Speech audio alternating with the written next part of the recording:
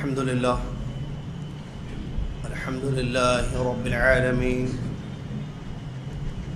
والصلاة والسلام على رسوله الأمين أما بعد أعوذ بالله من الشيطان الرجيم بسم الله الرحمن الرحيم يا أيها الذين آمنوا اتقوا الله حق تقاته ولا تموتن إلا وأنتم مسلمون يا أيها الناس اتقوا ربكم الذي خلقكم من نفس واحدة وخلق منها زوجها وبث منهما رجالا كثيرا ونساء واتقوا الله الذي تساءلون به والأرحام إن الله كان عليكم رقيبا يا أيها الذين آمنوا اتقوا الله وقولوا قولا سديدا يصلح لكم أعمالكم ويغفر لكم ذنوبكم ومن يطع الله ورسوله فقد فاز فوزا عظيما قال الله تعالى فإن آمنوا بمثل ما آمنتم به فقد اهتدوا وإن تولوا فإنما هم في شقاق فسيكفيكهم الله وقال سبحانه وتعالى ومن يشاقق الرسول من بعد ما تبين له الهدى ويتبع غير سبيل المؤمنين نوله ما تولى ونصله جهنم وساءت مصيرا وقال تبارك وتعالى الحمد لله رب العالمين الرحمن الرحيم مالك يوم الدين إياك نعبد وإياك نستعين اهدنا الصراط المستقيم صراط الذين أنعمت عليهم غير المغضوب عليهم ولا الضالين قال رسول الله صلى الله عليه وسلم فإنه من يعش منكم بعدي فسيرى اختلافا كثيرا فعليكم بسنتي وسنة الخلفاء الراشدين المهديين من بعدي تمسكوا بها عضوا عليها بالنواجذ إلى آخر الحديث. قال رسول الله صلى الله عليه وسلم ما أنا عليه اليوم وأصحابي الحديث كما قال رسول الله صلی اللہ علیہ وسلم. تمام تعریف ہر قسم کی بڑائی اور کبریائی اس اللہ تعالیٰ کے لیے ہے جس اللہ تعالیٰ نے ہم سب کو پیدا کیا، ہمارے رزق کا انتظام کیا، رات و دن، موسموں کا بدلنا، بارش کا ہونا، یہ سب وہ کرتا ہے ہمارے لیے. بہت بڑا رحمان ہے، اس سے بڑھ کر کوئی نہیں ہے. اپنے بندوں پر رحم کرتا ہے، توبہ کرنے والوں کی توبہ کو قبول کرتا ہے، انسان کو نیک اعمال کی توفیق دیتا ہے. جو اس کا ہو گیا وہ اس کا ہو گیا، جو اس کا نہ ہوا وہ اس کا نہ ہوا. ہر چیز پر قدرت رکھتا ہے. جو اس نے چاہا وہ ہوا، جو اس نے نہیں چاہا وہ نہیں ہوا. اس کی ذات بے مثال، اس کی ذات کے جیسی کسی کی ذات نہیں، اس کے ناموں کے جیسے کسی کے نام نہیں، اس کی صفات کے جیسے کسی کی صفات نہیں. بہت بڑا ہے، اس سے بڑھ کر کوئی نہیں ہے. آسمان اور زمین سب اسی کی. لہو ما فی السماوات و ما فی الارض. آسمان میں جو ہے اسی کا ہے، زمین میں جو ہے اسی کا ہے، سب اس کا ہے. جس قدر اس کی تعریف کریں، جتنی اس کی بڑائی بیان کریں، بلکہ میں بتاؤں آیت کی روشنی میں پورا پانی دنیا کا، کتنا پانی ہے دنیا میں؟ پورا پانی انک میں تبدیل ہو جائے اور ہم اللہ کی تعریف لکھنا شروع کر دیں، انک ختم ہو جائے گی، اللہ کی تعریف باقی رہے گی۔ لا الہ الا اللہ، سبحان اللہ، الحمدللہ، اللہ اکبر۔ ہم اس کی تعریف میں وہ دو کلمات پڑھیں گے جو اس کو بہت پسند ہیں، ہمارے لیے بہت فائدہ مند، سبحان اللہ و بحمدہ، سبحان اللہ العظیم۔ اس کے بعد صلاۃ والسلام ہو اللہ کے آخری نبی، پیارے نبی، امام الانبیاء، رحمت للعالمین، محمد الرسول اللہ صلی اللہ علیہ وسلم کی ذات گرامی پر، کہ جنہوں نے ہم تک اللہ کا دین پہنچایا، اللہ کا کلام اللہ کی مراد پر سمجھایا، اور ہر خیر اور بھلائی کی طرف اپنی امت کی رہنمائی فرما دی، دین مکمل اپنی امت تک پہنچا دی، ہر شر سے، ہر فتنے سے اپنی امت کو آگاہ اور متنبہ کر دیا۔ اللہم صلی علی محمد وعلی آل محمد کما صلیت علی ابراہیم وعلی آل ابراہیم انک حمید مجید، اللہم بارک علی محمد وعلی آل محمد کما بارکت علی ابراہیم وعلی آل ابراہیم انک حمید مجید۔ یہ تھی اللہ تعالیٰ کی مختصر سی تعریف، بہت مختصر، اور پیارے نبی صلی اللہ علیہ وسلم پر درود۔ اس کے بعد آج 17 تاریخ ہے، نومبر کا مہینہ 2018 عیسوی ہے، اقصی مسجد پونا میں یہ پروگرام منعقد ہے، جس میں مجھے جو موضوع دیا گیا ہے منہج سلف ہی کیوں۔ بہت پیارا موضوع ہے، بہت ضروری موضوع ہے۔ میں اللہ کی مدد سے، اس کی توفیق سے انشاءاللہ اس موضوع کا حق ادا کرنے کی کوشش کروں گا، آپ کو سمجھاؤں گا، آپ سمجھیں۔ عشاء کی اذان تک ہمارے پاس وقت ہے انشاءاللہ، تو آپ سے گزارش ہے کہ آپ پوری توجہ سے اس موضوع کو سمجھیں۔ منہج سلف ہی کیوں؟ پہلے موضوع کے الفاظ جو ہیں اس کو ہم سمجھ لیں۔ منہج کا مطلب ہوتا ہے راستہ، دین پر چلنے کا راستہ، دین کو سمجھنے کا راستہ۔ عربی میں بہت سارے الفاظ استعمال ہوتے ہیں، منہج، منہاج، صراط، طریق، یہ سب عربی میں راستے کے لیے الفاظ استعمال ہوتے ہیں۔ سلف عربی زبان میں ہم سے پہلے کے لوگوں کو کہتے ہیں۔ آپ کے آبا اور اجداد آپ کے سلف تھے، میرے اور آبا اور اجداد میرے سلف ہیں، ہم سے پہلے جو لوگ گزرے ہیں وہ سلف ہیں، اگر اور بعد کے لوگوں کو خلف کہتے ہیں۔ لیکن یہاں مراد میرے والدین کا راستہ نہیں بتانا ہے، آپ میرے آبا اور اجداد سلف سے یہاں جو مراد ہے وہ صحابہ، لغوی معنی میں نے بیان کیا، لیکن شرعاً جو کہتے ہیں اصطلاحی معنی اس کا صحابہ اور تابعین، جیسا کہ شیخ الاسلام ابن تیمیہ رحمۃ اللہ علیہ وہ سلف تھے، وہ پہلے امت کا پہلا طبقہ ہے۔ تو منہج سلف ہی کیوں، یہ ایک سوال، بھئی کیوں ان کے راستے پر ہی چلنا ضروری ہے؟ انہوں نے جیسے سمجھا ہے دین کو ویسے ہی سمجھنا کیوں ضروری؟ کیا ہم نہیں سمجھ سکتے؟ کیا ہمارے پاس سمجھ نہیں ہے، عقل نہیں ہے؟ ہم بھی سمجھ سکتے ہیں۔ وہ سمجھے اپنی عقل سے، ہم اپنی عقل سے سمجھیں۔ انہوں نے ایک طریقے سے سمجھا ہے قرآن کو، حدیث کو، ہم بھی قرآن و حدیث کو ایک طریقے سے سمجھیں۔ ان کو عربی آتی تھی، ہم کو عربی نہیں آتی، تو کیا ہوتا؟ عربی سیکھ نہیں سکتے کیا؟ کتنے لوگ عربی سیکھے؟ تو ہم عربی سیکھیں گے، ہم عربی زبان میں ہے نا قرآن و حدیث دین، ہم عربی سیکھیں گے اور اس کے بعد پڑھیں گے قرآن، اور جیسے سمجھ میں آئے گا سمجھتے جائیں گے قرآن۔ اور عربی سمجھ گئے، عربی آ گئی زبان، تو حدیثیں پوری عربی میں ہے پیارے نبی صلی اللہ علیہ وسلم کی، ہم حدیثیں پوری پڑھیں گے عربی میں اور دیکھیں گے دیکھو حدیث عربی میں یہ ہے، اس کا جو مطلب ہمیں سمجھ میں آ رہا ہے وہ سمجھ جائیں گے۔ آپ کیوں کہتے ہو کہ نہیں سلف کا منہج اپنانا ضروری ہے؟ اس کی کیا وجہ ہے؟ اس پر پوری گفتگو ہوگی، یہ ذہن میں رکھیں۔ چلیے، سب سے پہلی بات، دین اللہ تبارک و تعالیٰ کا اسلام ہے، اس کے علاوہ کوئی دین نہیں ہے۔ اللہ تعالیٰ نے اس کو نازل کیا ہے۔ قرآن میں اللہ تعالیٰ نے فرمایا ان الدین عند اللہ الاسلام، یقیناً دین اللہ کے نزدیک کیا ہے؟ اسلام ہے۔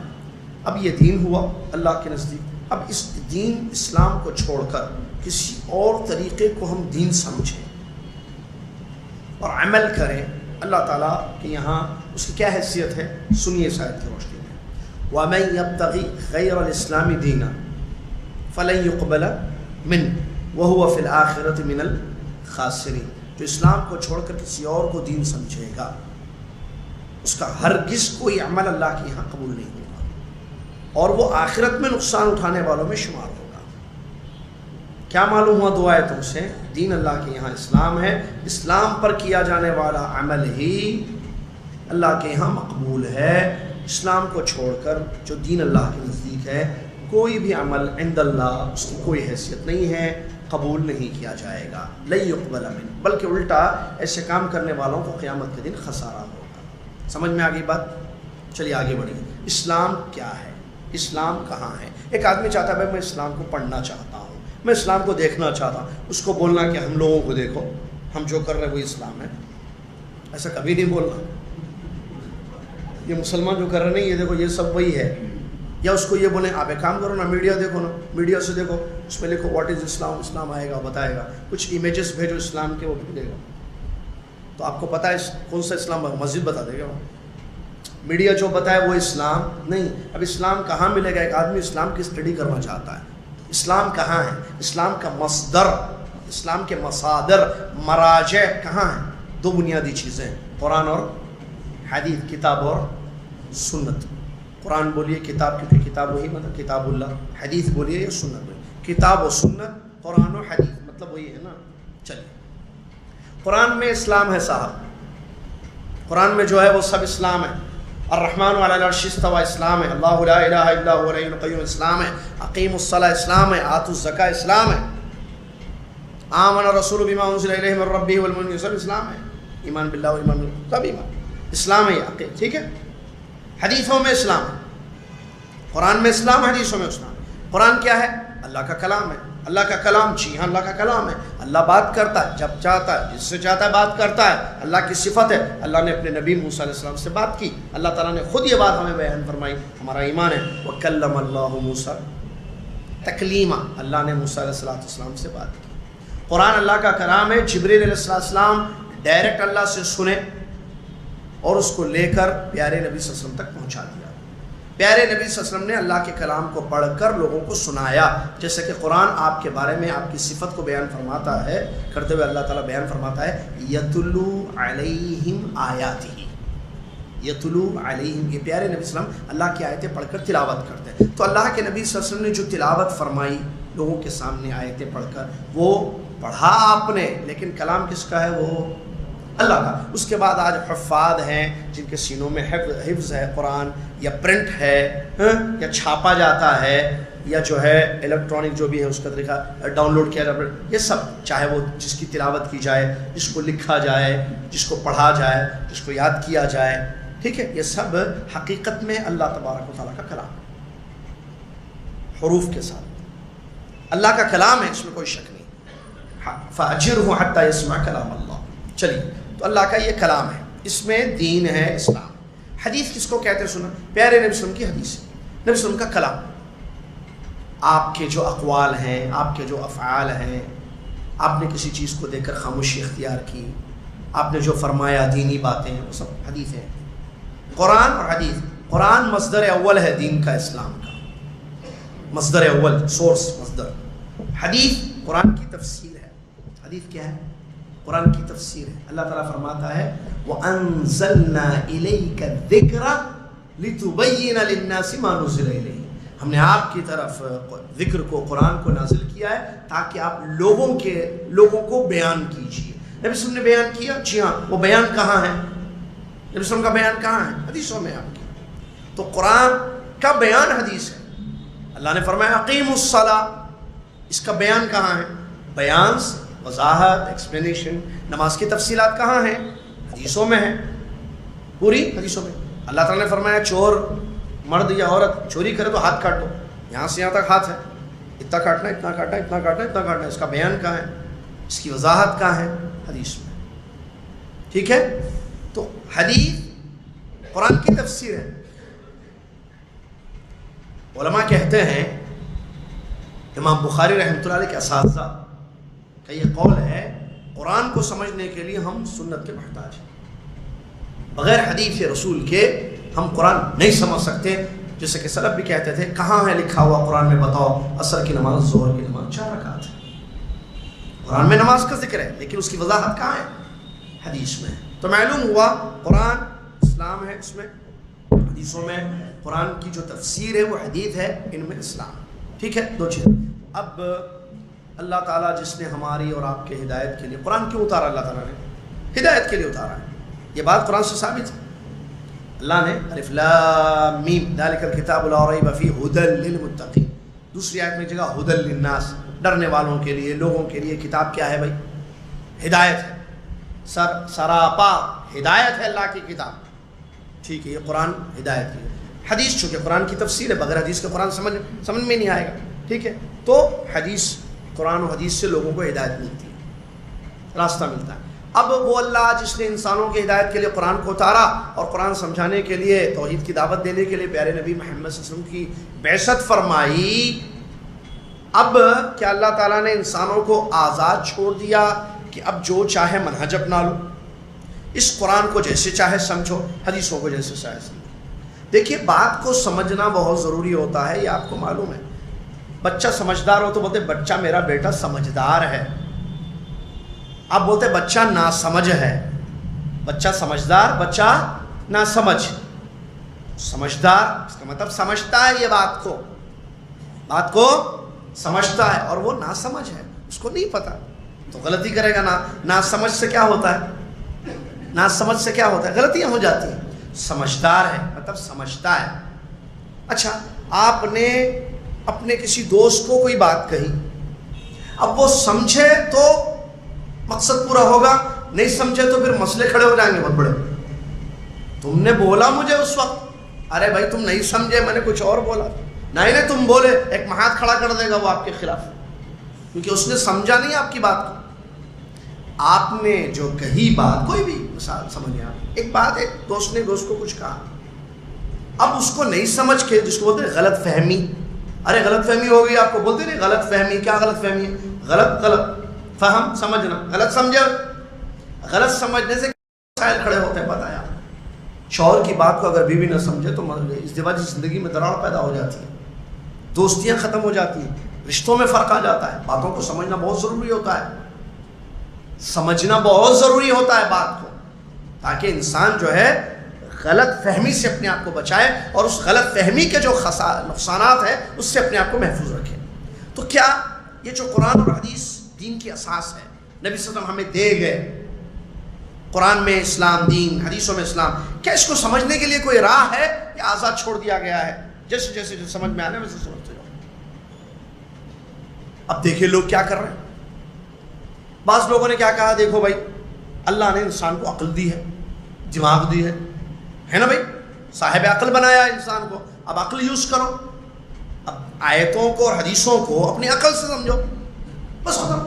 ادھر نہیں جانا، ادھر نہ مولوی نہ مولانا، عالم فاضل کی کوئی ضرورت نہیں، نہ کچھ پڑھنے کی ضرورت ہے.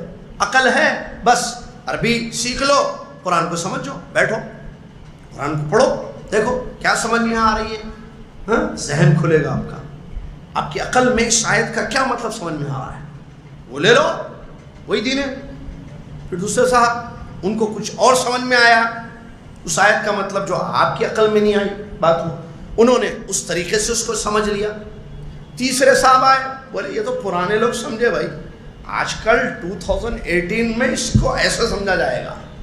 چلو بھائی 2010 میں ایک سمجھ ہوئی ایک آیت کی، 2018 والوں نے جو ہے 18 سال کے بعد ایک دوسری سمجھ ہوئی، تو انہوں نے ویسے سمجھا، ویسے عمل کر لیا، وہ دین ہوا، وہ اسلام ہوا. یہ 18 سال کے بعد بچہ ان کا آیا اور بولا نہیں ابا کو کیا مانوا، پرانے زمانے کے لوگ وہ ان کی سمجھ کتنی تھی، ٹیکنالوجی کا دور نہیں تھا. وہ مثال دے رہا ہوں سمجھنے کے لیے، ٹھیک ہے، یہ مثال بھی سمجھنے کے لیے دے رہا ہوں. تو انہوں نے جو ہے 18 سال کے بعد یا 25 سال کے بعد ایک طریقے سے سمجھ لیا، ایسے آزاد چھوڑ دیا اللہ تعالیٰ نے. تو بعض لوگ سمجھتے ہیں کہ نہیں، دماغ عقل سے، رائے سے دین کو سمجھا جائے گا، اور ان کی گمراہی بہت خطرناک ہوتی ہے. علماء نے جو کتابیں عقیدے یا منہج پہ لکھی ہیں، انہوں نے ایک وجہ بتائی ہے گمراہ فرقوں کی. ان کا ایک منہج کیا ہے؟ تقدیم العقل علی النقل. کتاب و سنت کے آگے عقل کو رکھتے ہیں. کیا کرتے ہیں؟ کتاب و سنت کے آگے عقل کو رکھتے ہیں. عقل میں سمجھ میں ہی بات تو کتاب و سنت کو لیتے ہیں، اس کو ویسے سمجھتے ہیں عقل سے. ان کا پیمانہ کیا ہے؟ قرآن و حدیث کو سمجھنے کا عقل ہے. تو یہ ایک قسم کے لوگ آپ کو ملیں گے. دوسری قسم کے لوگ کہیں گے نہیں، آبا اور اجداد نے جس طریقے سے دین کو سمجھا ہے ہم ویسے سمجھیں گے. ہمارے باپ دادا عقل مند تھے، ہم ان کی نسل ہیں، ہمارے آبا اور اجداد نے دین کو سمجھا ہے تو ہم اسی طریقے سے سمجھیں گے. وہ جیسے سمجھے آیتوں کو، قرآن کو، حدیث کو، ہم بھی ویسے ہی سمجھیں گے. یہ ایک قسم آپ کو ملے گی. دو ہو گئے نا. تیسری ایک بات بولے کہ بھائی دیکھو میں غلط، آپ غلط، پورا پونا غلط. پورا پونا غلط ہو سکتا ہے؟ نہیں ہو سکتا. تو آپ کی سوچ میری سوچ غلط ہو سکتی ہے، اتنے لوگوں کی سوچ غلط کیسے ہو؟ پھر میجورٹی سے سمجھیں گے. ہم دیکھیں گے کہ قرآن کو اکثر مسلمان ہمارے زمانے کے، ہمارے علاقے کے کیسے سمجھ رہے ہیں، ویسے ہی ہم سمجھیں گے. ہاں صحیح بات ہے. کتنے ہو گئے؟ 3. پہلا عقل سے، دوسرا ابا دادا، تیسرا میجورٹی. چوتھا آدمی بولتا نہیں، ایک کو پکڑ کے چلنا. ایک آدمی، کسی ایک آدمی کو، بزرگ کو پکڑو، دیکھو انہوں نے کیسے سمجھایا ہے قرآن کو، حدیث کو، بس ان کے پیچھے چلتے چلو چلتے چلو چلتے چلو. امام بربہاری رحمۃ اللہ علیہ جو ہے ایک بات بتاتے ہیں اپنی کتاب میں، فائدے کی اس لیے بتا دیتا ہوں. شرح السنہ میں لکھتے ہیں انسان کے راستہ بھٹکنے کی 2 وجوہات ہیں.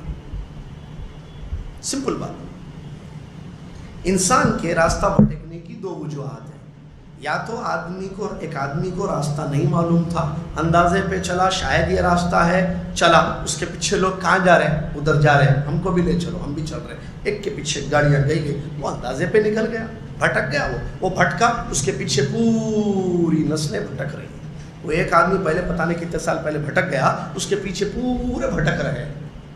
سمجھ میں آ رہا ہے؟ ایک وجہ یہ ہے. دوسری، ایک آدمی کو راستہ معلوم تھا، ایک آدمی کو راستہ معلوم تھا لیکن وہ جان بوجھ کر اس راستے پہ نہیں چلا، دوسرا راستہ اختیار کیا. اس کو امام بربہاری نے کہا شیطان آدمی ہے، شیطانی صفت ہے.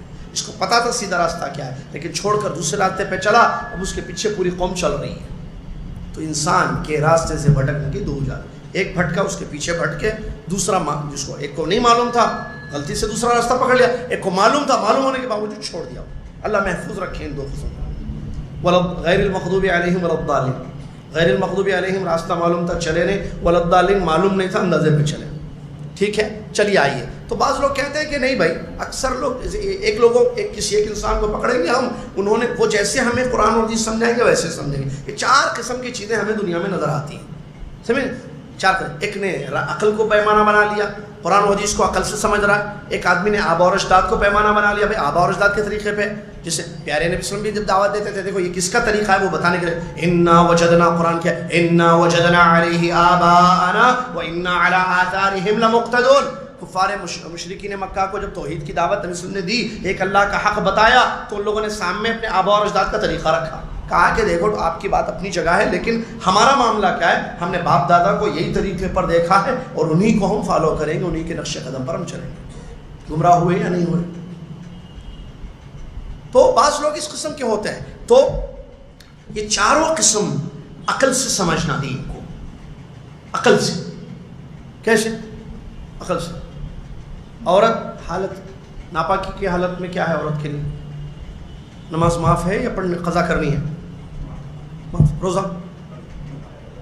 عقل سے سمجھو. آیتوں کو عقل سے سمجھو، حدیثوں کو عقل، احکام کو عقل سے سمجھو.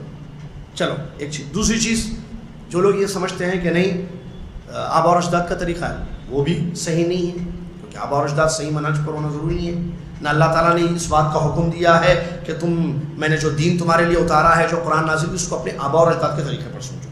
نہیں، یہ بھی نہیں. تیسری چیز کیا ہے؟ میجورٹی. لئن اتبعت اکثر من فی الارض لیضلوک عن سبیل اللہ. میجورٹی سے ہمارے نبی صلی اللہ علیہ وسلم کو اللہ کہہ رہا ہے کہ اگر آپ اکثر میجورٹی کو فالو کریں گے وہ آپ کو راستے سے ہٹا دیں گے. میجورٹی کوئی پروف نہیں. اکثر لوگ سمجھنا صحیح ہے کیا؟ اکثر لوگ کیا سمجھنا؟ ہم نے دیکھیں ایک مثال دیتا ہوں سمجھنے. اکثر لوگ سمجھتے تھے کہ بھائی بخار آ جائے، میں دنیا بھی ایک مثال دے رہا ہوں آپ کو، دین کی نہیں دے رہا ہوں، دنیا بھی ایک مثال. اکثر لوگ سمجھتے ہیں بخار آ جائے تو گرم رکھنا، اس کو اڑانا، پہنانا، گرم کپڑوں میں رکھنا، اس کو چاول نہیں کھانا بخار میں. اس قسم کی سمجھ تھی. ڈاکٹروں کی تحقیق میں کہا نہیں، اکثر یہ بہت سارے لوگ سمجھے لیکن یہ بات غلط ہے. بلکہ باڈی میں چونکہ ہیٹ ہوتا ہے، جب وہ بخار ہوتا ہے اس کو ویسے نہیں کرنا، بلکہ آپ دیکھیں گلف وغیرہ میں بچے کو جب ہیٹ زیادہ ہو جائے بخار، اس کو جو ہے نہلاتے ہیں، شاور، بلکہ برف ٹھنڈے پانی سے جو ہے اس کی باڈی کو پوچھتے ہیں. میں نے خود دیکھا، میری بچی کے ساتھ ہوا ہے یہ واقعہ. کیوں؟ کیونکہ باڈی میں ہیٹ بڑھ چکی ہے، اب اس ہیٹ کو ختم کرنا ہے ٹھنڈک سے. تو اکثر لوگوں کی سمجھ ضروری نہیں ہے کہ صحیح ہو. جب دنیا میں یہ چیزیں غلط ہو گئی تو دین تو اپنی جگہ ہے. چلیے چوتھی چیز یہ سمجھنا کہ کسی ایک آدمی کو فالو کرنا، پکڑ کے چلنا اس کو، ایسا بھی نہیں ہے. وہ آدمی اگر غلط ہو جائے تو، انہوں نے اگر غلط سمجھا تو، انہوں نے آیتوں کو صحیح نہیں سمجھا تو اس کے پیچھے پوری قوم برباد ہوگی. انہوں نے حدیثوں کو صحیح نہیں سمجھا تو اس کے پیچھے پوری قوم برباد ہوگی. معلوم ہوا یہ چاروں طریقے صحیح نہیں ہیں. وہ اللہ جس نے میری اور آپ کے لیے ہدایت کے لیے آسمان سے کتاب اتاری قرآن، وہ اللہ جس نے ہمارے نبی صلی اللہ علیہ وسلم کو نبی بنایا، جن کی طرف وحی آتی تھی، جنہوں نے حدیثوں میں دین سمجھایا، اس اللہ نے ہمیں قیامت تک آنے والے انسانوں کو پابند کیا ہے ایک منہج پر. ایک منہج کا پابند کیا اللہ نے کہ دین کو سمجھنے کے لیے طریقہ اللہ نے مقرر کیا ہے. قرآن میں وہ قرآن جس کی بات ہم کر رہے ہیں ہدایت کی کتاب، حدیثوں میں نبی صلی اللہ علیہ وسلم نے اپنی امت کو جو ہے پابند کیا ہے ایک منہج کا، اور وہ ہے سلف صالحین کا منہج. جو آپ کہہ رہے ہیں نا کیوں منہج سلف، اس لیے کہ اللہ کا حکم ہے، اسی میں ہدایت ہے.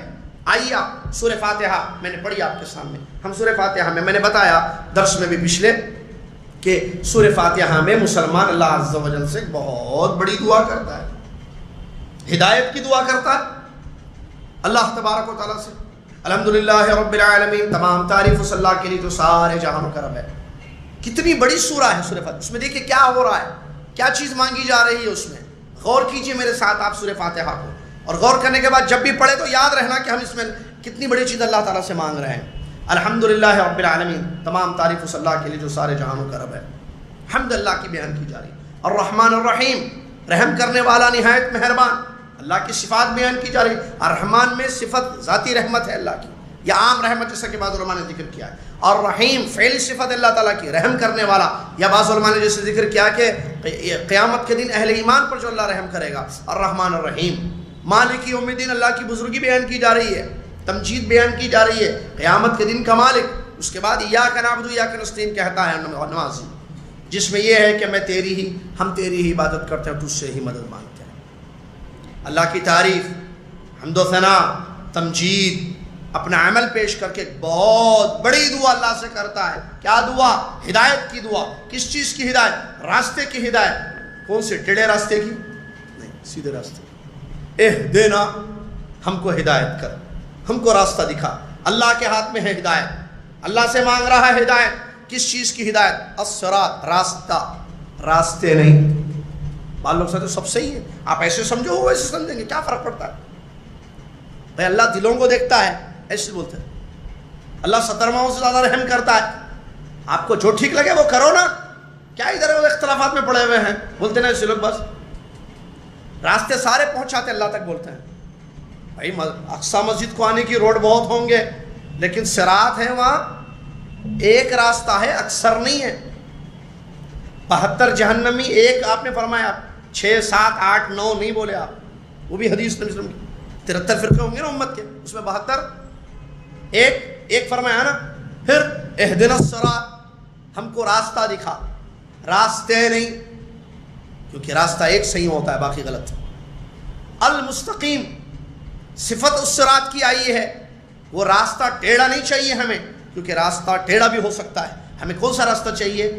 الصراط کی صفت کیا ہے؟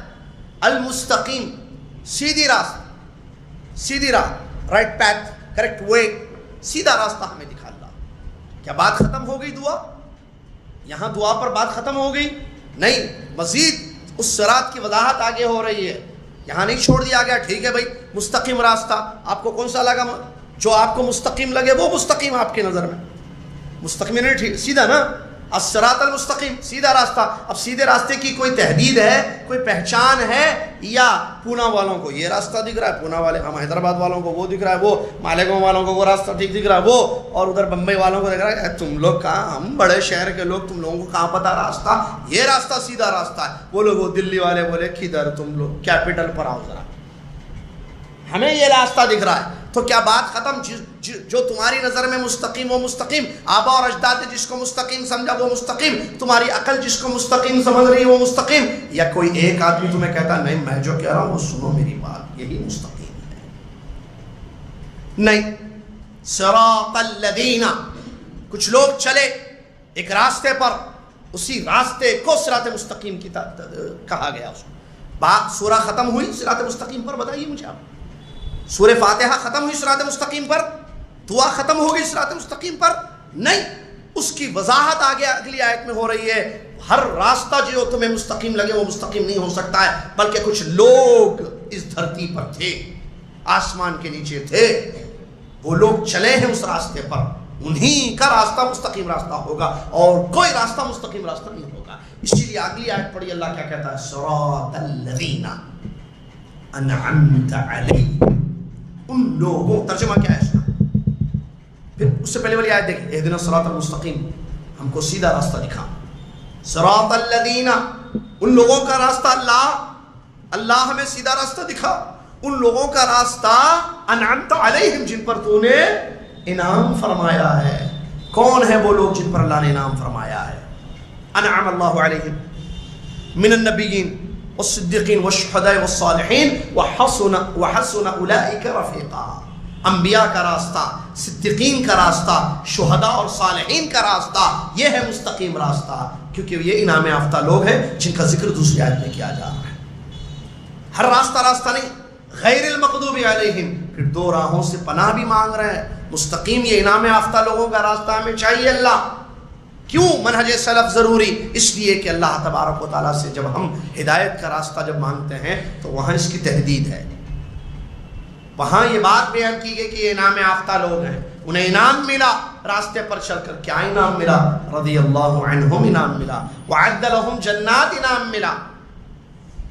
اللہ نے ان کی تعریفیں قرآن میں کی، اللہ نے ان کے لیے جنتیں تیار کر رکھی ہیں. اللہ کی رضا کا اعلان ہوا قرآن کی آیتوں میں. یہ انعامات ہیں ان کے، دنیا اور آخرت میں ان پر انعامات ہوئے اللہ کے. تو ان کا راستہ پھر کہتے ہیں غیر المغضوب علیہم، وہ نہیں جو چلے اور تو غصہ ہو گیا ان پر. وہ بھی راستے پہ چلے تھے لیکن مغضوب علیہ ہو گئے. مغضوب علیہ کون؟ تفسیر یہود اور ان کے لشکر کو، جن کو راستہ معلوم تھا لیکن چلے نہیں اس پر. تو ان کی راہ نہیں چاہیے ہمیں. ولضالین، اور جو بھٹک گئے وہ بھی نہیں. ولضالین، بھٹکے ہوئے نہیں. ہمیں مستقیم انعام یافتہ کا راستہ چاہیے. القرآن یفسر بعضہ بعضا، آیت آیت کو سمجھاتی ہے. اس آیت میں اللہ تعالیٰ سے مستقیم راستے کی ہدایت مانگ رہے ہیں اور وہ انعام یافتہ لوگوں کا راستہ ہے. دوسری آیت پڑھی، اللہ فرماتا ہے فَإِنْ آمَنُوا بِمِثْلِ مَا آمَنْتُمْ بِهِ فَقَدِ اهْتَدَوْا. ہدایت چاہیے مستقیم راستے کی تو سنو، ایمان لاؤ ویسے جیسے صحابہ ایمان لائے. ترجمہ آیت کا فَإِنْ آمَنُوا بِمِثْلِ مَا آمَنْتُمْ بِهِ، اگر لوگ قیامت تک آنے والا انسان ایمان لائے گا بِمِثْلِ مَا آمَنْتُمْ بِهِ، جیسے تم ایمان لائے ہو، فَقَدِ اهْتَدَوْا. کیا فائدہ ہے اس کا؟ کیا ہوگا اس سے؟ ہدایت. ہدایت کا مالک رب العالمین کہہ رہا ہے اپنے کلام میں فَإِنْ آمَنُوا بِمِثْلِ مَا آمَنْتُمْ بِهِ، اگر لوگ ویسے ایمان لائیں گے جیسے تم ایمان لائے ہو. لوگ سمجھ میں آ گئے، تم کون ہے؟ آمن تم میں جو تم ہیں یہ کون ہے؟ جب آیت اتری اس وقت روئے زمین پر جو ایمان والے لوگ تھے، جب یہ آیت اتری تو روئے زمین پر ایمان لائے ہوئے لوگ کون تھے؟ آبا اور اجداد؟ کون تھے؟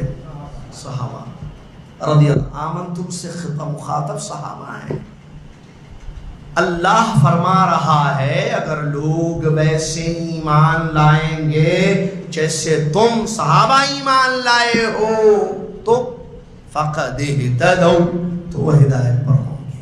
اہدنا الصراط المستقیم صراط الذین انعمت علیہم. وہاں اور یہاں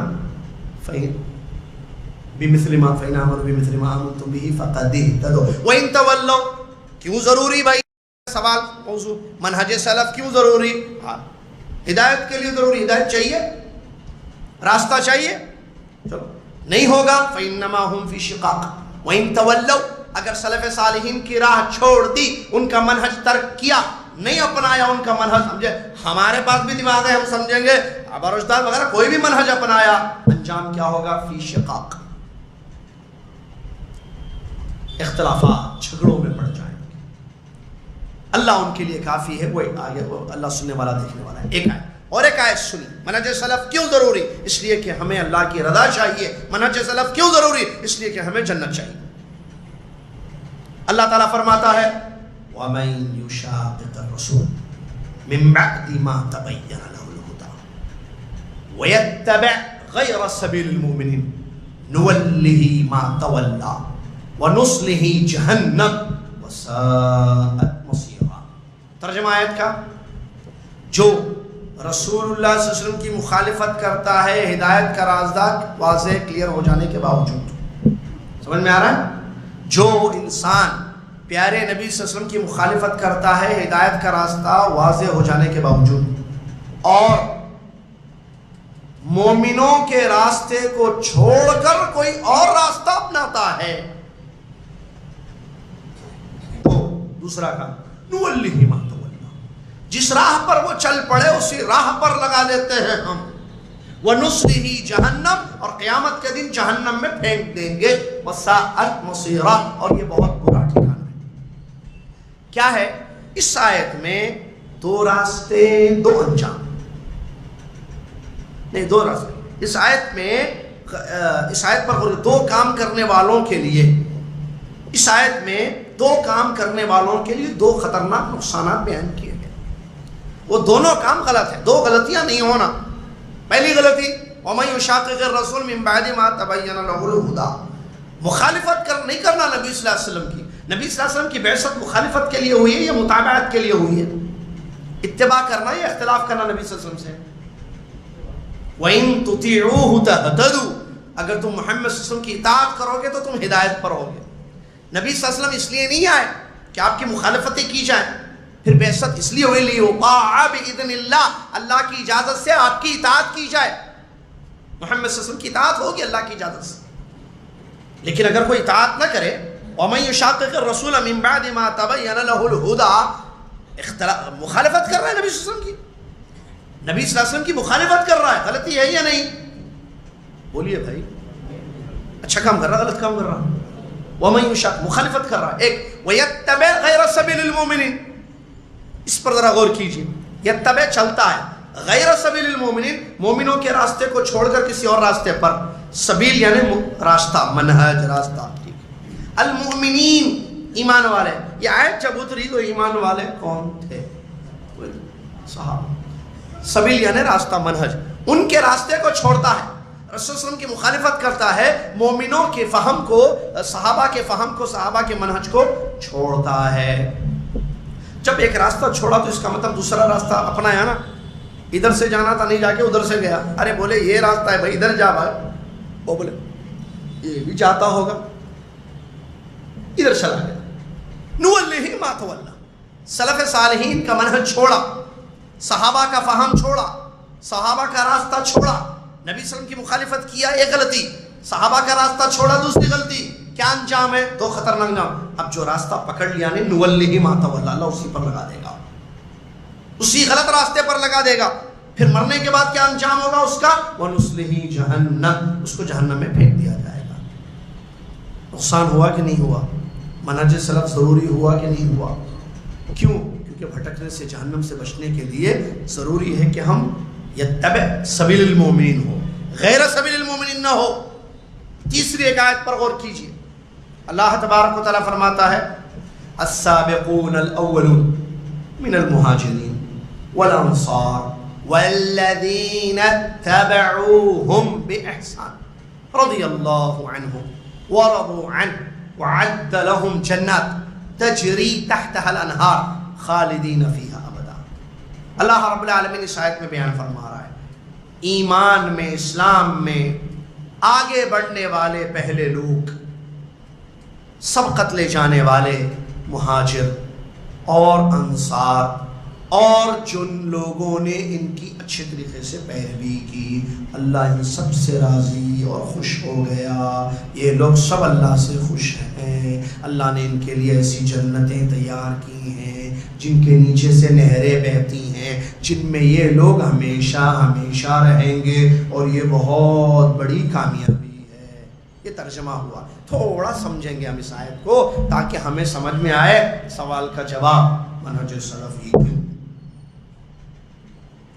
اس آیت میں شروع میں اللہ تعالیٰ فرما رہا ہے کہ پہلے ایمان لانے والے لوگ مہاجر اور صحابہ، مہاجر اور انصار۔ مہاجر کون ہے؟ صحابہ، کہاں کے؟ مدینہ کے، طائف کے رہنے والے، مکہ کے رہنے والے صحابہ مہاجر۔ اللہ ان کے بارے میں تعریف کر رہا ہے کہ وہ آگے بڑھ گئے ایمان میں۔ انصار مدینہ کے صحابہ، صحیح ہے نا بھائی؟ اس آیت میں کیا میں اور آپ مہاجر اور انصار میں آ سکتے ہیں؟ آ سکتے ہیں؟ آج کا کوئی آدمی صحابی ہو سکتا؟ معلوم ہے صحابی کس کو بولتے ہیں؟ وہ بھی بہت بڑے تھے بھائی، ارے وہ بڑے تھے، صحابہ نہیں تھے بھائی۔ صحابہ کون ہے معلوم؟ نبی صلی اللہ علیہ وسلم کے زمانے میں جو ایمان لائے، نبی صلی اللہ علیہ وسلم سے ملاقات کیے، ایمان پر ان کی موت ہو گئی، ڈیفینیشن سے صحابی کا معلوم ہے۔ دنیا میں کوئی آج آدمی صحابی نہیں ہے نا، قیامت تک کوئی صحابی بن سکتا؟ صحابہ آگے چلے گئے۔ مہاجرین میں ہم نہیں ہیں، انصار میں ہم نہیں ہیں، کیونکہ یہ صحابہ ہیں رضی اللہ عنہم۔ والذین اتبعوہم بإحسان، جن لوگوں نے ان کی اچھے طریقے سے پیروی کی۔ اس میں آ سکتے ہیں کیا؟ آ سکتے ہیں؟ آ جائیں، ختم جواب۔ اس میں آ سکتے ہیں؟ آ سکتے ہیں۔ اچھا، آج سے 10 سال پہلے والا بھی آ سکتا ہے؟ قیامت سے پہلے والا بھی مسلمان آ سکتا ہے؟ اس میں آ سکتا، آ سکتا، تو آ جاؤ، کیونکہ یہی خیر ہے، یہی منہج سلف ہے۔ والذی، آؤ، فائدہ ہے، آگے آ رہا ہے فائدہ۔ السابقون الاولون من المہاجرین والانصار والذین اتبعوہم بإحسان، جن لوگوں نے ان کی اچھے طریقے سے پیروی کی۔ کس چیز میں پیروی کی بھائی؟ جبہ پہننے میں، کھجور کھانے میں۔ بات کو سمجھانا چاہ رہا ہوں، یہ دنیاوی امور تھے۔ کھجور کھانا ان کی طرز حیات تھا، وہاں کھجور تھا، کھجور کا چاول نہیں تھا۔ آج ہم چاول کھا رہے ہیں تو کیا اتباع نہیں؟ دین کا بات، دین کی بات ہو رہی ہے۔ قرآن و حدیث کو سمجھنے میں، اعتقاد میں، عقائد میں، استنباط میں، عمل بالحدیث میں، دعوت اللہ میں، جو دین سے ریلیٹڈ چیزیں ہیں، دینی امور میں ان کی اچھی طریقے سے پیروی کی۔ مطلب یہ ہے، مطلب یہ نہیں ہے کہ وہ جو کھائے قیامت تک وہی اتباع کرتے ہوئے کھاؤ۔ ارے نہیں، چاول پیدا ہو گیا، نہیں کھانا، وہی کھانا جو وہ کھائے۔ وہ جیسے امامہ باندھ کر پھرتے تھے، آپ بھی امامہ باندھ کر پھرو، انہی کے طریقے پر امامہ، وہ بھی وہی تو نہیں۔ یہ سنن عادیہ ہے، سنن عبادیہ نہیں ہے اس کی تفسیر۔ وہ اس زمانے میں تھے، وہاں اس زمانے میں جو یہ دنیاوی امور تھے، جو کھانے پینے کی ان کی چیز تھی۔ کھجور ان کی غذا تھی، ہماری غذا کھجور ہے۔ چاول یا روٹی کھاتے ہیں، کھجور تو رمضان میں یاد آتا خالی ہم۔ تو بتانے کا مقصد والذین اتبعوہم بإحسان، یہاں دینی بات ہو رہی ہے۔ قرآن کو ان لوگوں نے جیسے سمجھا، اگر ان کی اتباع میں لوگ سمجھیں گے ویسے ہی قرآن، حدیثوں کو جیسے ان لوگوں نے سمجھا، ان کی اتباع میں ویسے ہی سمجھا جائے گا۔ ان کا عقیدہ اللہ کے بارے میں، فرشتوں کے بارے میں، رسولوں کے بارے میں، آخرت کے بارے میں، تقدیر کے بارے میں جیسے تھا، ویسے ہی عقیدہ لوگوں کا اگر ہوگا، انہوں نے نبی صلی اللہ علیہ وسلم کی حدیثوں کو جیسے سمجھ کر عمل کیا، ویسے ہی عمل کیا جائے گا۔ ان کی دعوت کیسے تھی، ویسے ہی اگر دعوت ہوگی۔ ان کے اخلاق کیسے تھے، ویسے اگر اخلاق ہوں گے۔ یہ تمام چیزیں آتی ہیں اتباع میں۔ استنباط، آیتوں سے دلیل کیسے لیتے تھے وہ، حدیثوں سے دلیل کیسے لیتے تھے، ویسے ہی یہ دلیل لے گا۔ والذین اتبعوہم بإحسان، فائدہ کیا ہے؟ رضی اللہ عنہم ورضوا عنہ، اللہ کی رضا حاصل ہوگی، اللہ کی خوشنودی ملے گی، اللہ راضی ہوگا۔ نعمت ہے، چاہیے اللہ کی رضا یا غضب؟ ایک ہے رضا، ایک ہے غضب۔ اللہ کی خوشنودی، اللہ کی ناراضگی۔ اللہ کا خوش ہونا، اللہ کا ناراض ہونا۔ کیا چاہیے ہمیں؟ اللہ خوش ہو بھائی ہم سے، اللہ کی رضا مطلوب ہے۔ غیر المغضوب علیہم، وہ تو پڑھے نا ہم۔ غصہ نہیں چاہیے، جن پر غصہ ہوا ان کا راستہ بھی نہیں چاہیے ہم کو اللہ کی رضا چاہیے، اللہ ہم سے خوش ہو جائے، کیونکہ اللہ اگر ہم سے خوش ہو تو ہماری دنیا بھی سنور گئی، آخرت بھی سنور جائے گی۔ قبر کے عذاب سے وہ بچا لے گا، دنیا کی تکلیفوں سے بچا لے گا، ہمارے مسائل حل ہوں گے، ہماری دعائیں قبول ہوں گی، ہمارے مسئلے حل ہوں گے، مشکلیں حل ہوں گی، اور قیامت کے دن جنت میں داخل کرے گا، کیونکہ وہ ہم سے خوش ہے۔ رضی اللہ عنہم، اللہ ان سب سے راضی ہوا۔ کن سے؟ مہاجرین سے راضی ہو گیا، انصار سے راضی ہو گیا، اور جن لوگوں نے ان کے طریقے کو اپنایا، ان کے منہج کو اپنایا، اللہ ان سے بھی راضی ہو گیا، اللہ کی رضا ملے گی۔ دوسری چیز، وعد لہم جنات، جنتیں اس نے تیار کی ہیں ان لوگوں کے لیے، مہاجروں کے لیے، انصار کے لیے، اور جو ان کے نقش قدم پر چلتے ہیں، دین کو سمجھنے میں، کتاب و سنت پر عمل کرنے میں، فہم ان کا اپناتے ہیں۔ اللہ تبارک و تعالیٰ نے ان اچھے لوگوں کے لیے ایسی جنتیں تیار کی ہیں جن کے نیچے سے نہریں جاری ہیں۔ جنت چاہیے یا جہنم چاہیے؟ منہج سلف کیوں ضروری؟ کیونکہ جنت چاہیے۔ جنت ملے گی، سب کی خواہش ہوتی ہے جنت، خواہشات سے کوئی چیز ملتی نہیں ہے، اس کے راستے پہ چلنا ضروری ہوگا، صرف خواہشات سے جنت نہیں ملتی ہے۔ اور یہ جنت بھی ایک دن جا کے پھر واپس، ایسا مسئلہ خالدین کا لفظ ہے آگے، تھوڑی دیر کے لیے جنت میں ڈالے پھر واپس نہیں، ہمیشہ رہیں گے اس جنت میں۔ اور یہی حقیقی بہت بڑی کامیابی ہے۔ معلوم ہوا سلف صالحین کا منہج اپنانا ضروری ہے، صحابہ کے نقش قدم پر کتاب و سنت کو سمجھنا ضروری ہے، تاکہ اللہ کی رضا حاصل ہو جائے اور ہم جنت کے مستحق ہو جائیں اور جنت میں ہمیشہ کے لیے داخل ہو جائیں۔ صحیح ہے نا؟ یہ آیتیں اس بات کی اہمیت کو، اس سوال کے جواب کو بتاتی ہیں کہ منہج سلف کیوں ضروری ہے۔ پھر آئیے ہمارے نبی صلی اللہ علیہ وسلم کی حدیثوں پر آپ غور کریں، ہمارے نبی صلی اللہ علیہ وسلم نے حدیثوں میں کیا فرمایا، اس سلسلے میں ایک ہی حدیث کافی ہے، آگے مجھے مثالیں دینی ہے آپ کو سمجھنے کے لیے۔ اللہ کے نبی صلی اللہ علیہ وسلم نے جب حدیث شریف میں، جزاک اللہ خیر، اللہ کے نبی صلی اللہ علیہ وسلم نے جب حدیث شریف میں اپنی 73 فرقوں کا ذکر کیا، پہلے جو ہے 71 ہوئے، یہود و نصارہ 71 72 میں بڑھ گئے، میری امت کتنے فرقے میں بٹے گی؟ 73، سب دوزخ سوائے 6 ہے، اللہ خمسہ کوئی روایت ہے، روایت بھی معلوم ہے، حدیث بھی معلوم، اللہ واحدہ۔ اب وہ واحدہ کون؟ صحابہ نے پوچھا رضی اللہ عنہم اجمعین، یہ ایک کون ہے؟ یہ ایک نجات پانے والے ہیں ہلاکتوں سے، گمراہیوں سے، کون ہے یہ ایک؟ ما انا علیہ اليوم واصحابی، آج میں اور میرے صحابہ۔ اس حدیث کی مختلف روایتیں، الجماع، السواد العظم، حدیث کو سمجھاتی ہے۔ جماعت سے مراد کیا ہے؟ میجورٹی جو ہے وہی حق پر ہے؟ نہیں، کیونکہ جماعت کی تفسیر میں عبداللہ بن مسعود کا قول ہے، الجماعت ما وافق الحق وان كنت وحدك، جماعت کا مطلب جو حق پر ہیں اس کو بولتے جماعت، چاہے تم اکیلے کیوں نہ ہو۔ اگر پوری بستی میں 100 لوگ ہیں، 99 لوگ باطل پر ہیں، شرک پر ہے، تم اکیلے توحید پر ہو، جماعت 99 یا ایک، کیونکہ حق پر جو ہے۔ ابراہیم علیہ السلام جماعت تھے، کیا ان کی قوم جماعت تھی؟ ان ابراہیم کان امہ، ایک امت بھی ہو سکتا ہے، ایک ہے لیکن حق پر ہے تو وہی امت ہے، وہی جماعت ہے۔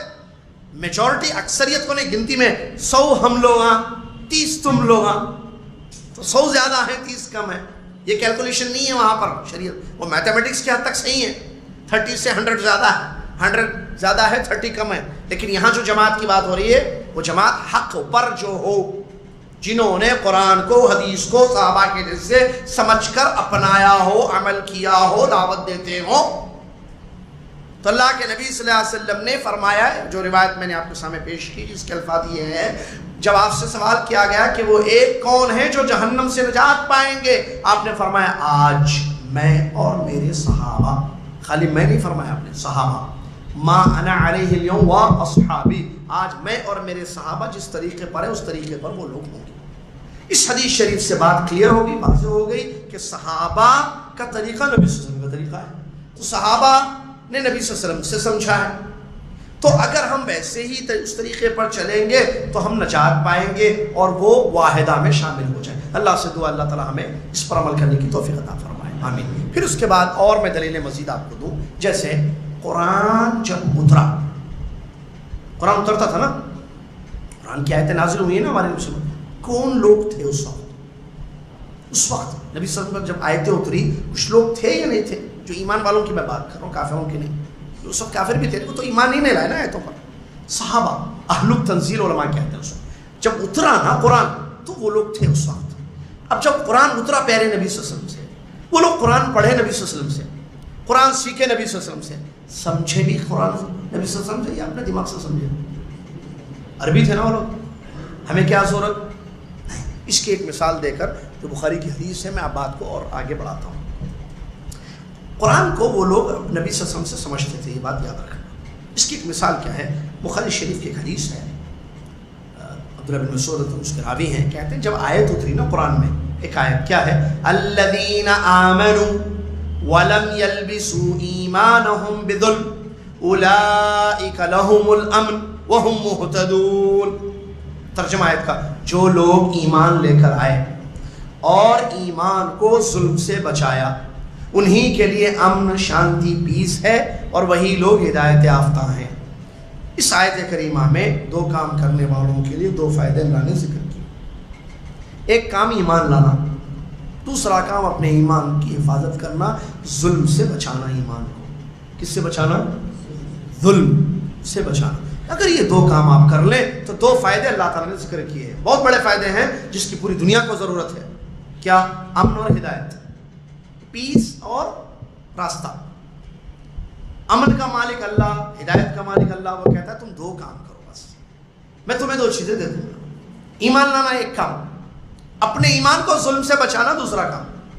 آیت اتری، عبداللہ بن مسعود کہتے ہیں ہم نبی صلی اللہ علیہ وسلم کے پاس گئے اور نبی صلی اللہ علیہ وسلم سے ہم نے پوچھا ہم میں سے کون ظلم نہیں کرتا ہے؟ ہم سے غلطیاں ہو جاتی ہیں، نفسوں پر ظلم ہو جاتا ہے، خطائیں ہو جاتی ہیں، تو کیا ہمارے لیے امن نہیں ہے، ہدایت نہیں ہے؟ یہ آیت جب اتری، عربی میں اتری آیت، عربی میں ہے قرآن۔ اچھا، صحابہ کو عربی آتی تھی؟ پیور عربی یا فی مافی والی عربی؟ پیور عربی۔ گرامر صحیح، گرامر تو بعد میں بنی، وہ تو گرامر بولتے تھے، بعد میں لکھا گیا اسے، ٹھیک ہے؟ تو آیت کیوں؟ سمجھنے کے لیے آیت کو سمجھنے کے لیے۔ جب نبی صلی اللہ علیہ وسلم کے سامنے انہوں نے اپنا مسئلہ رکھا، نبی صلی اللہ علیہ وسلم مراد اللہ کو جانتے تھے۔ آیت کا مطلب سب سے زیادہ کس کو معلوم؟ نبی صلی اللہ علیہ وسلم، کیونکہ آیت اتری کس پہ؟ نبی صلی اللہ علیہ وسلم۔ آیت ہے، نبی صلی اللہ علیہ وسلم نے ان کو بتایا، نہیں تم لیس تظنون، جیسے تم سمجھ رہے ہو کہ ظلم کا مطلب ظلم النفس، حالانکہ وہ بھی ہے عربی میں ظلم النفس، نفس پر ظلم گناہ نہیں، ایسا نہیں ہے۔ انما ہوا شرک، نبی صلی اللہ علیہ وسلم نے فرمایا کہ وہ ایک خاص قسم کا ظلم ہے، خاص قسم کا گناہ ہے، اور وہ ہے شرک۔ پھر نبی صلی اللہ علیہ وسلم نے آیت کی روشنی میں مزید وضاحت فرماتے ہوئے مزید وضاحت کی اور فرمایا کیا تم نے لقمان علیہ السلام کی بات کو نہیں سنا جو قرآن میں اللہ نے بیان کیا ہے؟ جب انہوں نے اپنے بیٹے کو نصیحت کی اور کہا یا بنی لا تشرک باللہ، اے میرے بیٹے اللہ کے ساتھ شرک نہ کرنا، ان الشرک لظلم عظیم، شرک یقیناً بہت بڑا ظلم ہے، شرک کو اللہ نے ظلم کیا۔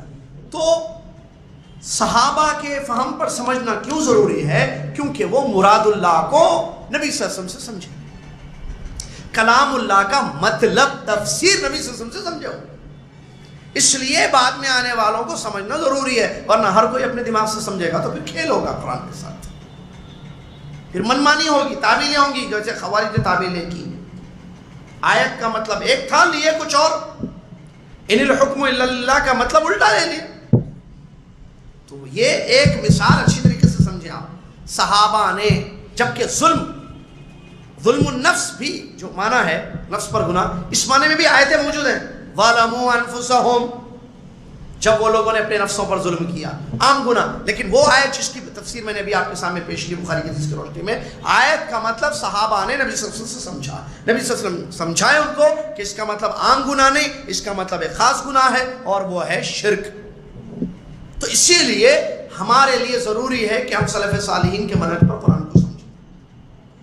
ایک مثال حدیث کی، بہت ساری مثالیں، اس میں سے ایک مثال نبی صلی اللہ علیہ وسلم جو حدیثیں بیان کرتے تھے، کون تھے جو سنتے تھے سامنے؟ پیارے رسول کے صحابہ انہوں نے سمجھا نبی صلی اللہ علیہ وسلم کی حدیثوں کو، یا بعد میں 50 سال 100 سال 1000 سال 1400 سال کے بعد جو آئے حدیث پڑھ رہے ہیں نبی صلی اللہ علیہ وسلم کی جو کتابوں کی شکل میں ان کو نظر آ رہی ہے، ٹھیک ہے، اس کو سمجھیں گے، وہ لوگ سمجھیں گے جن کے سامنے حدیثوں کا ورود ہوا، حدیثیں بیان کی گئیں، یا بعد والے جو پڑھ رہے ہیں وہ سمجھیں گے زیادہ؟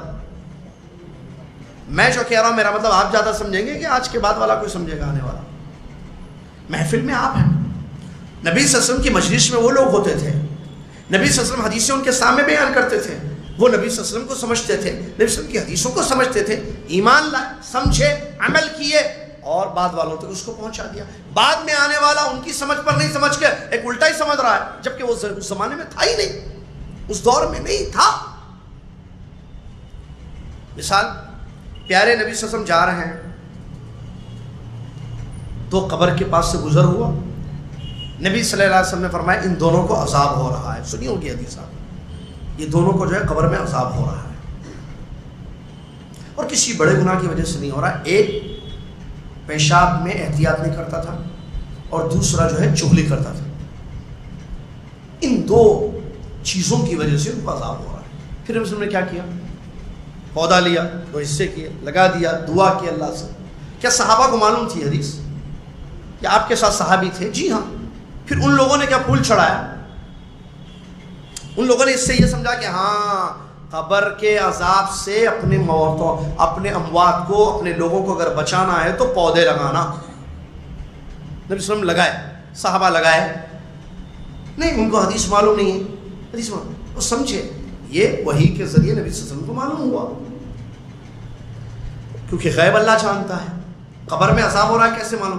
تبوک میں اس یہودی عورت نے کھانے میں زہر ملایا تھا، صحیح لیے تھے، پھر وہی آئی تو معلوم ہوا نا، اس کے بغیر نہیں معلوم ہوا. بہت ساری مثالیں ہیں اس کی. تو وہی کے ذریعے نبی صلی اللہ علیہ وسلم کو معلوم ہوا. آج ہمیں کیسے معلوم ہوگا کہ قبر والوں کو عذاب ہو رہا ہے؟ ایک نبی صلی اللہ علیہ وسلم نے وہ کیا، خاص تھا یہ عمل نبی صلی اللہ علیہ وسلم کے، جیسا کہ علماء نے ذکر کیا ہے. کسی صحابی نے پودا نہیں لگایا یا کوئی ٹکڑا نہیں رکھا. دیکھیے پوری زندگی دیکھیے ان کی، کہ ان کو اپنے رشتہ داروں کی فکر نہیں تھی، آبا اور اجداد کی فکر نہیں تھی. حدیثوں کو انہوں نے جیسے سمجھا ہمیں ویسے سمجھنا ہوگا. انہوں نے کچھ سمجھا، ہم کچھ سمجھ رہے ہیں، غلط. ایک مثال دیتا ہوں سمجھنے کے لیے، ضروری ہے. ایک بخاری کی حدیث ہے کہ ایک مرتبہ اللہ کے نبی صلی اللہ علیہ وسلم کے پاس ایک یہودی عالم آیا، حبر من احبار الیہود، یہودی مولوی آیا نبی صلی اللہ علیہ وسلم کے پاس.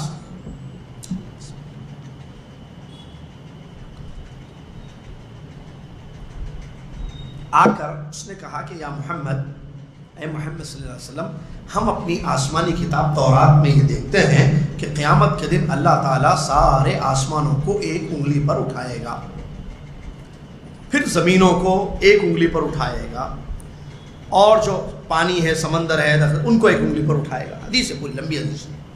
اور اللہ تعالیٰ کہے گا کہ میں بادشاہ ہوں. تو پیارے نبی صلی اللہ علیہ وسلم نے اس یہودی عالم کی بات سن کر ہنسنے لگے. کیا کیا پیارے نبی صلی اللہ علیہ وسلم؟ ہنسے. حدیث مکمل ہونے سے پہلے اچھا ہنسے. ہنس کر جو ہے اس آیت کی تلاوت کی، وَمَا قَدَرُ اللَّهَ حَقَّ قَدْرِ. ان لوگوں نے اللہ کی قدر نہیں کی جیسے کرنی چاہیے. حق کی قدر نہیں. قیامت کے دن سارا آسمان اللہ کے دائنے ہاتھ میں لپیٹا ہوا ہوگا. السماء مطویات بیمینی، پورا آسمان اللہ کے دائنے ہاتھ میں لپیٹا ہوا ہوگا. والارض جميعا قبضته يوم القیامہ، اور زمین پوری کی پوری اللہ کی مٹھی میں ہوگی. قرآن کی آیت ہے. ایک سوال، نبی صلی اللہ علیہ وسلم نے اسی حدیث کے مطابق نبی صلی اللہ علیہ وسلم نے یہودی عالم کی بات سن کر جو آپ ہنسے، ہنسنے کی وجہ کیا ہے؟ کیسے معلوم ہوگا ہنسنے کی وجہ؟ نبی صلی اللہ علیہ وسلم ہنسے نا، ہنسنے کی وجہ بتائیے آپ. انکارن، تعجبن، تصدیقن، کیا ہے وجہ؟ کیا ہے؟ انکار کیا کہ یہ کہہ رہا ہے کہ انگلی پر اللہ اٹھائے گا آسمانوں کو، زمینوں کو، یا تصدیق کی اس کی. ہمیں کون بتائیں گے ہنسنے کی وجہ؟ ہمیں بتائیں گے صحابی. عبداللہ بن مسعود رضی اللہ عنہ کہتے ہیں نبی صلی اللہ علیہ وسلم کے ہنسنے کی وجہ کیا ہے؟ تعجبا و تصدیقا لقول الحبر، اس کی بات پر تعجب کرتے ہوئے اور اس کی تصدیق کرتے ہوئے. تصدیق سمجھتے ہیں؟ سچ سمجھ، تصدیق کرتے ہوئے. اسی لیے آپ نے وہ آیت کی تلاوت کی جس کو میں نے پڑھا آپ کے ساتھ. تو صحابی کا فہم لینا کتنا ضروری ہے، کیونکہ ہمیں ہنسنے کی وجہ کوئی نہیں بتا سکتا، کیونکہ ہم اس دور میں نہیں تھے، وہاں نہیں تھے. ہنسنے کی کیا؟ کیونکہ ہنسنے کی وجہ تصدیق بھی ہو سکتی ہے، تکذیب بھی ہو سکتی ہے. اس کی بات کو غلط ثابت کرتے ہوئے بھی ہنس سکتے ہیں، اور تعجب کرتے ہوئے بھی ہنس سکتے ہیں کہ یہ آیت پر یہ کہتا ہے اور مجھ سے آ کر یہ مسئلہ معلوم کرتا ہے، اور اس کے آسمانی کتاب میں جو ہے تورات میں یہ بات لکھی ہوئی ہے کہ میں نبی ہوں. رسول. تعجب اور تصدیق تھی. یہ کون ہمیں بتا رہے ہیں ہنسنے کی وجہ؟ پیارے نبی محمد صلی اللہ علیہ وسلم. معلوم ہوا اگر ہم نے صحابہ کا فہم چھوڑا تو پھر منمانی تعویلیں ہوں گی حدیثوں کی، آیتوں کی. اسی لیے ضروری ہے کہ ہم قرآن و حدیث کو ویسے سمجھیں جیسے صحابہ رضی اللہ عنہم اجمعین نے سمجھا. اگر ان کے فہم کو، ان کے منہج کو ہم نے چھوڑا تو پھر غلطیاں ہوں گی، ہلاکتیں ہوں گی. جیسا کہ آیتوں کی روشنی میں ہم نے بتایا کہ اس حدیث کو بھی آپ غور کیجیے. عقلی دلیل میں آپ کو دوں سمجھنے کے لیے آسان ہے. یہاں مجلس ہے، ابھی ہم اقصی مسجد میں بیٹھے ہوئے ہیں. ایک آدمی نے کچھ مجھ سے کہا، ٹھیک ہے، اچھا میں مثال، امجد بھائی بیٹھے ہوئے ہیں ہمارے دوست، امجد بھائی نے کچھ کہا تو میں نے امجد بھائی میں رات میں بتاؤں گا آپ کو. میں رات میں بتاؤں گا آپ کو میں نے ایسا کہا. اب اس کا کیا مطلب؟ ماروں گا میں رات میں ان کو؟ رات میں دیکھ لوں گا میں آپ کو، یا کل دیکھ لیتا ہوں آپ کو. اب آپ یہاں موجود ہیں اس اقصی مسجد میں اس وقت، میں نے ان کو مذاق سے یہ کہا کل بتاؤں گا آپ کو. یہ مذاق تھا یا سیریس تھی؟ کل میں نے ان کا کچھ کرنا ہے، کچھ پلاننگ ہے ان کے لیے. دوست ہیں بھائی، مارنا تو سوال ہی پتہ نہیں ہوتا. یہ آج جو اقصی مسجد میں بیٹھے ہوئے ہیں، یہاں ایک واقعہ ہوا. اب اس کے 1 سال کے بعد، 2 سال کے بعد، 5 سال کے بعد ایک درس ہو یہاں پر، وہاں لوگ بیٹھے سنو. وہ جو ہے کیا تاریخ ہے آج؟ وہ 17 نومبر 2018 میں جو ہے ایک واقعہ ہوا تھا، درس ہوا تھا. وہاں جو ہے یاسر صاحب بیٹھے ہوئے تھے کرسی پہ، اور وہ امجد بھائی کو بولے میں تم کو کل بتاؤں گا. اب وہ کیوں بولے تھے؟ تو نا 2 سال پہلے ہوا تھا. کب؟ 2018. ہم 20 میں ہیں. 18 میں کون لوگ تھے وہاں پر؟ وہ لوگ تھے بھائی، وہ فلان فلان فلان فلان فلان تھے. وہ زید بھائی تھے وہاں پر، شیخ زید حفظہ اللہ، شیخ عمیر حفظہ اللہ، اللہ ان کو علماء بنائے اس لیے حفظہ اللہ. وہ شیخ زید حفظہ اللہ تھے. اچھا وہاں تھے کیا وہ؟ جب ہاں تھے. جب تو ذرا زید بھائی سے پوچھو، بھائی زید بھائی، عمیر بھائی، وہ کیوں بولے تھے آپ کے چاچا؟ تو بولے گے وہ مذاق سے بولے تھے. اچھا، یہاں بیٹھے والے لوگ جانتے ہیں یہ بات جو ہوئی مذاق سے تھی، یا آج سے 10 سال بعد، آج سے 15 سال بعد والے جانیں گے کہ اس مجلس میں انہوں نے ان کو یہ بات جو کہی وہ کس لیے کہی تھی، کیا وجہ تھی کہنے کی. اس وقت کے لوگ جانیں گے نا. سمپل یہ عقلی ایک دلیل ہے. صحابہ کے سامنے میں آیتیں اتری، نبی صلی اللہ علیہ وسلم آیت پڑھ کر سناتے تھے. صحابہ کے سامنے حدیثیں بیان کی گئی. صحابہ کے سامنے دین آیا. وہ لوگ نہیں جانتے، وہ لوگ سمجھے، وہ جان گئے مقصد کو، مراد کو، فہم کو. اسی کو اگر ہم اپناتے ہیں تو ہم کامیاب ہیں. صحیح فہم ہے ہمارے اندر. اگر ہم وہ چھوڑتے ہیں تو غلط فہم ہے. اس کے بعد اب یہ جو صحابہ کا منہج ہے، صحابہ کا فہم ہمارے لیے ضروری ہے. تو یہ کس چیز میں؟ عقیدے کے باب میں، منہج میں، عمل میں، اخلاق میں، استنباط میں، تمام امور میں. عقیدے میں اللہ کے بارے میں ہمیں عقیدہ کیسے رکھنا چاہیے؟ ویسے جیسے صحابہ کا عقیدہ ہے. جی مثال میں آپ کو دوں. اللہ تعالیٰ قرآن میں کہتا ہے الرحمن علی العرش استوى، رحمان عرش پر مستوی ہے. صحابہ کہتے تھے کہ اللہ اوپر ہے. صحابہ کا عقیدہ اللہ کے بارے میں تھا، صفت العلو پر ایمان تھا ان کا. وہ یہ نہیں کہتے تھے کہ اللہ ہر جگہ موجود ہے. وہ کہتے تھے اللہ عرش پر ہے، اللہ اوپر ہے. آج میرا اور آپ کا عقیدہ کیا ہونا چاہیے؟ بولیے. اللہ اوپر ہے، عرش پر ہے. اگر ہم نے کہا نہیں نہیں اوپر کیا، نیچے نہیں ہے، نیچے ہے، یہ عقیدہ ٹکرایا صحابہ کے عقیدے سے، تو پھر ہمارے لیے ہدایت نہیں ہے. فَإِنْ آمَنُوا بِمِثْلِ مَا آمَنْتُ بِهِ، یاد رکھنا، فَقَدِ اهْتَدَوْا. ارے ہمارا ایمان اللہ کے بارے میں ویسا نہیں جیسے صحابہ کا تھا. صحابہ وہ راضی ہو گئے، اللہ تعالیٰ ان سے راضی ہو گیا. اللہ نے ان کی تعریف کی ہے قرآن میں. اللہ نے نبی صلی اللہ علیہ وسلم کی صحبت کے لیے ان کو چن لیا تھا. بلکہ وہ ایک قول مجھے یاد آ رہا ہے، اس کو بھی بتاتا چلوں میں یہاں پر. مثال میں ایک قول ہے صحابی کا، کہتے ہیں عبداللہ بن مسعود کا ہے تقریباً، اللہ تعالیٰ نے سارے بندوں کے دلوں کو دیکھا، سب سے پیارا دل اللہ کو محمد صلی اللہ علیہ وسلم کا دل نظر آیا. تو اللہ تعالیٰ نے محمد صلی اللہ علیہ وسلم کو اپنی رسالت کے لیے، اپنی پیغمبری کے لیے چن لیا. ثم نظر بعد قلب محمد الى قلوب العباد فوجد قلوب اصحابه خیر قلوب. کہتے ہیں کہ اللہ کے نبی صلی اللہ علیہ وسلم کو نبوت کے لیے چن لینے کے بعد، دیکھنے کے بعد دل کو، اللہ تعالیٰ نے بندوں کے دلوں کو دیکھا. سب سے پیارے دل اللہ کو صحابہ کے دل نظر آئے. دل اللہ دیکھتا ہے نہیں؟ دیکھ سکتا نا، ہم دیکھ سکتے ہیں، تو پھر کیوں حملے ہوتے ہیں دلوں پر؟ آپ کا مطلب یہی تھا. ارے میرا مطلب نہیں تھا بھائی، آپ کیسے بول رہے؟ نہیں، آپ کے دل میں یہی تھا. ارے میرے دل میں کیا ہے، تم کو کیسے نظر آ رہا ہے؟ نہیں نہیں نہیں، ارے کیا نہیں نہیں نہیں، میرے دل میں کیا ہے اللہ جانتا ہے. انہ علیم بذات الصدور. آپ کو کیسے معلوم میرے دل میں یہ ہے؟ کہتے ہیں اللہ تعالیٰ نے صحابہ کے دلوں کی طرف دیکھا تو سب سے پیارے دل اللہ تعالیٰ کو نبی صلی اللہ علیہ وسلم کے بعد صحابہ کے نظر آئے. تو اللہ تعالیٰ نے ان کو نبی صلی اللہ علیہ وسلم کی صحبت کے لیے چن لیا. تو یہ صحابہ، ان کے منہج ہمیں اپنانا ضروری ہے، ان کے طریقے پر ہمیں چلنا ضروری ہے. اب آئیے عقیدے کی بات. ایمان، بھائی ان کا ایمان کیا تھا اللہ کے بارے میں؟ اوپر ہے یا نیچے ہر جگہ موجود ہے؟ اچھا پھر آج بولو اچھا اللہ اوپر ہے. ایک آیت پڑھ کے سناتا ہوں، کون سی آیت؟ وَهُوَ مَعَكُمْ أَيْنَمَا كُنْتُمْ. اب بولو. ارے یہ آیت تم کو نہیں معلوم تھی؟ وَهُوَ مَعَكُمْ أَيْنَمَا كُنْتُمْ کا مطلب وہ تمہارے ساتھ ہے جہاں تم ہو. आमिनतुम मन फिस समा, वो तो दूसरी आयत है, ये आयत काफी है। वहुव मअकुम ऐनमा कुंतुम, वो तुम्हारे साथ है जहां तुम हो। देखो अल्लाह बोल रहा है जहां तुम वो तुम्हारे साथ।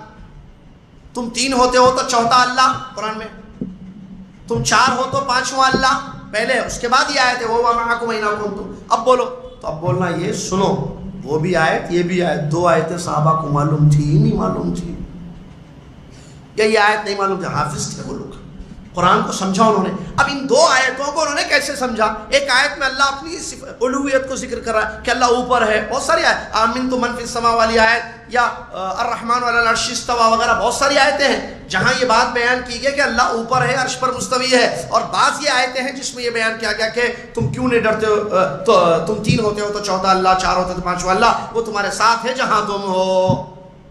तो अब उन लोगों ने कैसे समझा? वैसे आप समझो, उन लोगों ने कैसे समझा? किताबों में पढ़ाया जाता है, उलमा को सिखाया जाता है, इल्म दिया गया, समझाया जाता है कि उन लोगों ने ऐसे समझा कि ज़ात अल्लाह की अर्श पर मुस्तवी है, लेकिन अपनी इल्म और कुदरत के ज़रिए बंदों के साथ। जैसा कि अल्लाह ताला ने एक आयत में बयान फरमाया, व अन्नल्लाह क़द अहाता बिकुल्लि शैइन इल्मा, अल्लाह अज़्ज़ा व जल ने कायनात की हर चीज़ को इल्म से घेर रखा है। व हुवा मअकुम का मतलब उसकी ज़ात नहीं मुराद है यहाँ, वो तुम्हारे साथ है जहां तुम हो का मतलब अल्लाह की ज़ात नहीं है आपके साथ कि आप जो है पाक जगह नापाक जगह दुनिया में जहां जहां इंसान जा रहा है हर जगह अल्लाह की ज़ात भी है, नहीं, ऐसा नहीं है, बल्कि उसकी ज़ात अर्श पर मुस्तवी है। वो सुनता है, देखता है, जानता है हर चीज़ को, हर चीज़ का इल्म रखता है, लेकिन ज़ात उसकी कहाँ है? अर्श पर। ये सहाबा ने समझा। अगर मैं ऐसा समझता हूं तो मेरा अकीदा सहाबा के मनहज पर है, मेरा ईमान सहाबा के जैसे। ईमान का दर्जा अलग होता है, वो उसकी बात नहीं कर रहे, वो जिस दर्जे का यकीन उनको था वैसा मेरा नहीं हो सकता, आपका नहीं हो सकता। एक आलिम जैसे अल्लाह पर ईमान लाता है, एक आम आदमी जैसे अल्लाह पर, दोनों में फ़र्क है ना।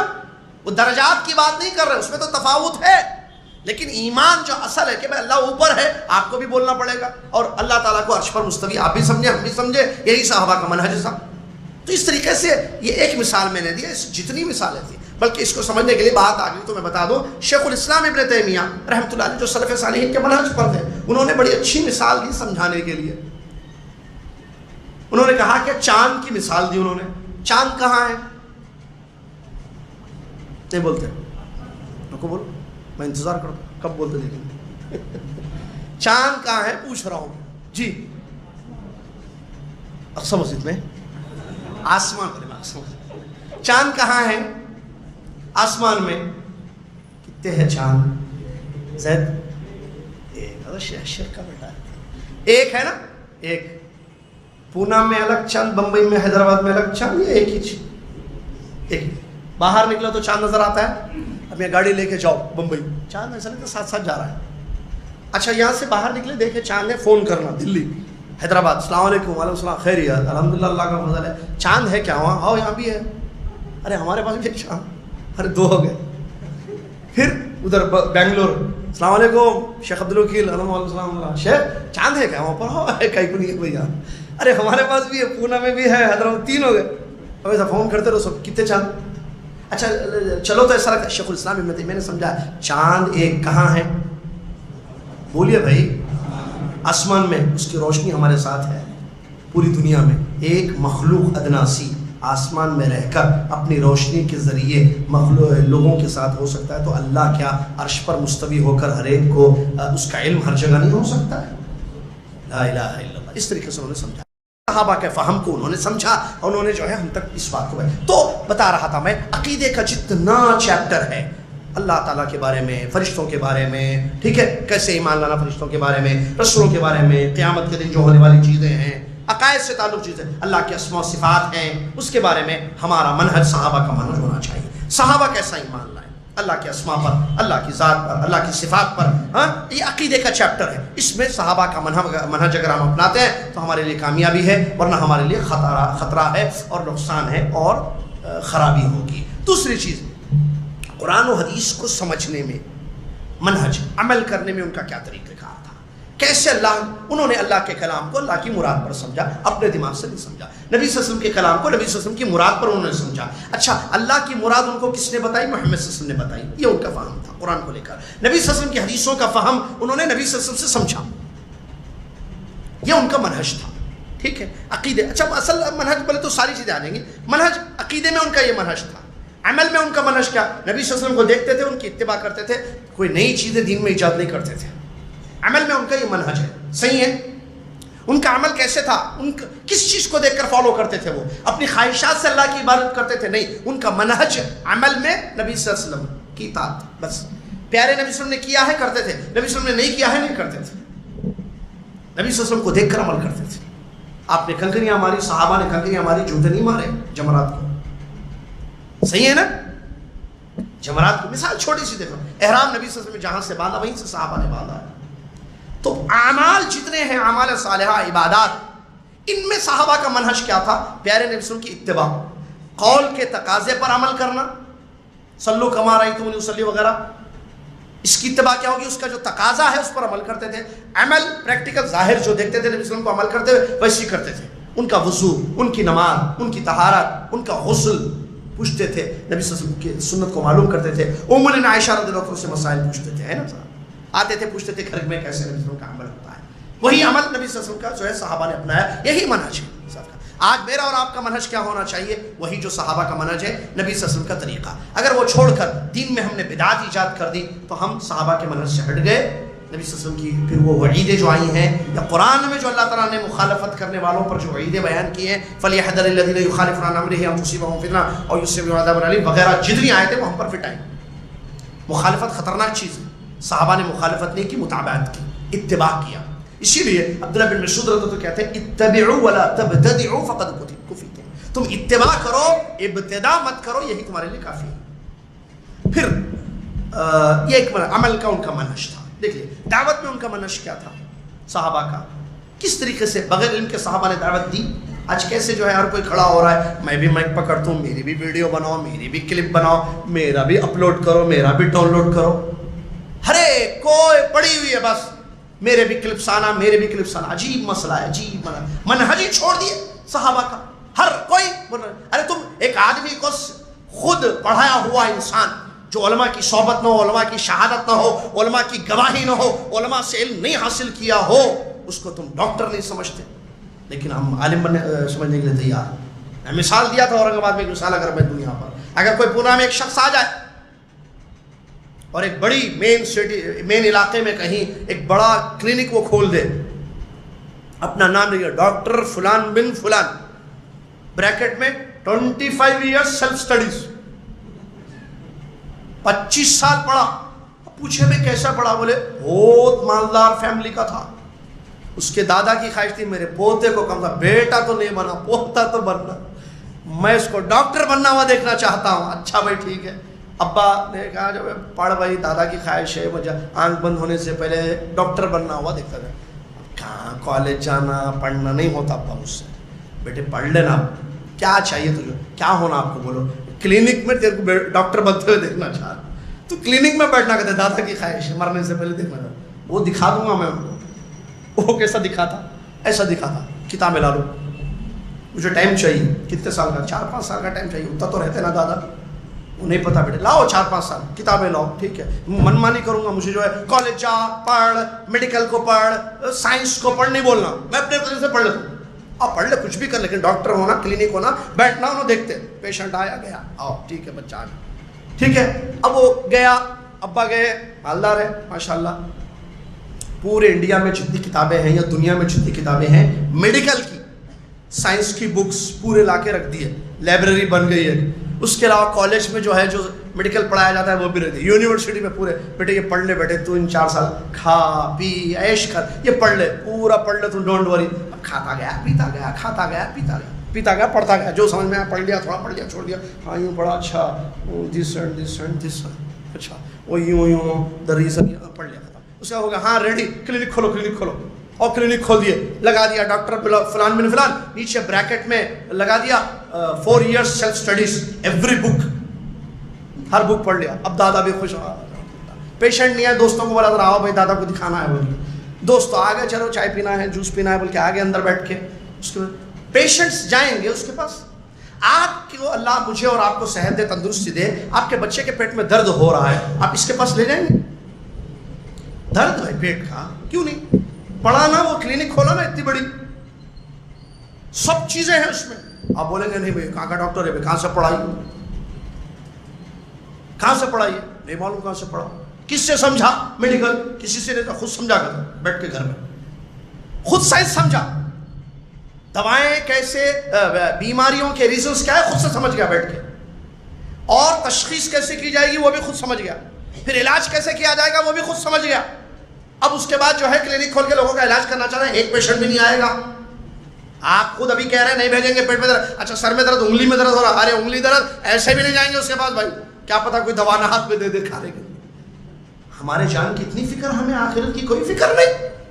جب ایک آدمی کو تسلیم نہیں کیا جا سکتا, یہ کیسا منہج ہم نے اپنا لیا. ہر کوئی بول رہا ہے, brothers and sisters, uncles and aunties بھی آئیں گے, پھر تم لوگ یہ کیا, ہمارے بھی انکلس آنٹیز بھی آئیں گے, پھر سب آئیں گے. ہر کوئی دین کی دعوت دینا چاہتا ہے. قل هذه سبیلی ادعو الی اللہ علی بصیرہ, انا ومن علی بصیرہ ہونا چاہیے. بصیرت ہے تو ٹھیک ہے, ورنہ نہیں ہے. لیکن ہم نے منہج چھوڑ دیا, اور غیر منہج پر سلف صالحین کے منہج ہی نہیں ہے دعوت الی اللہ میں, چھوڑ دیا.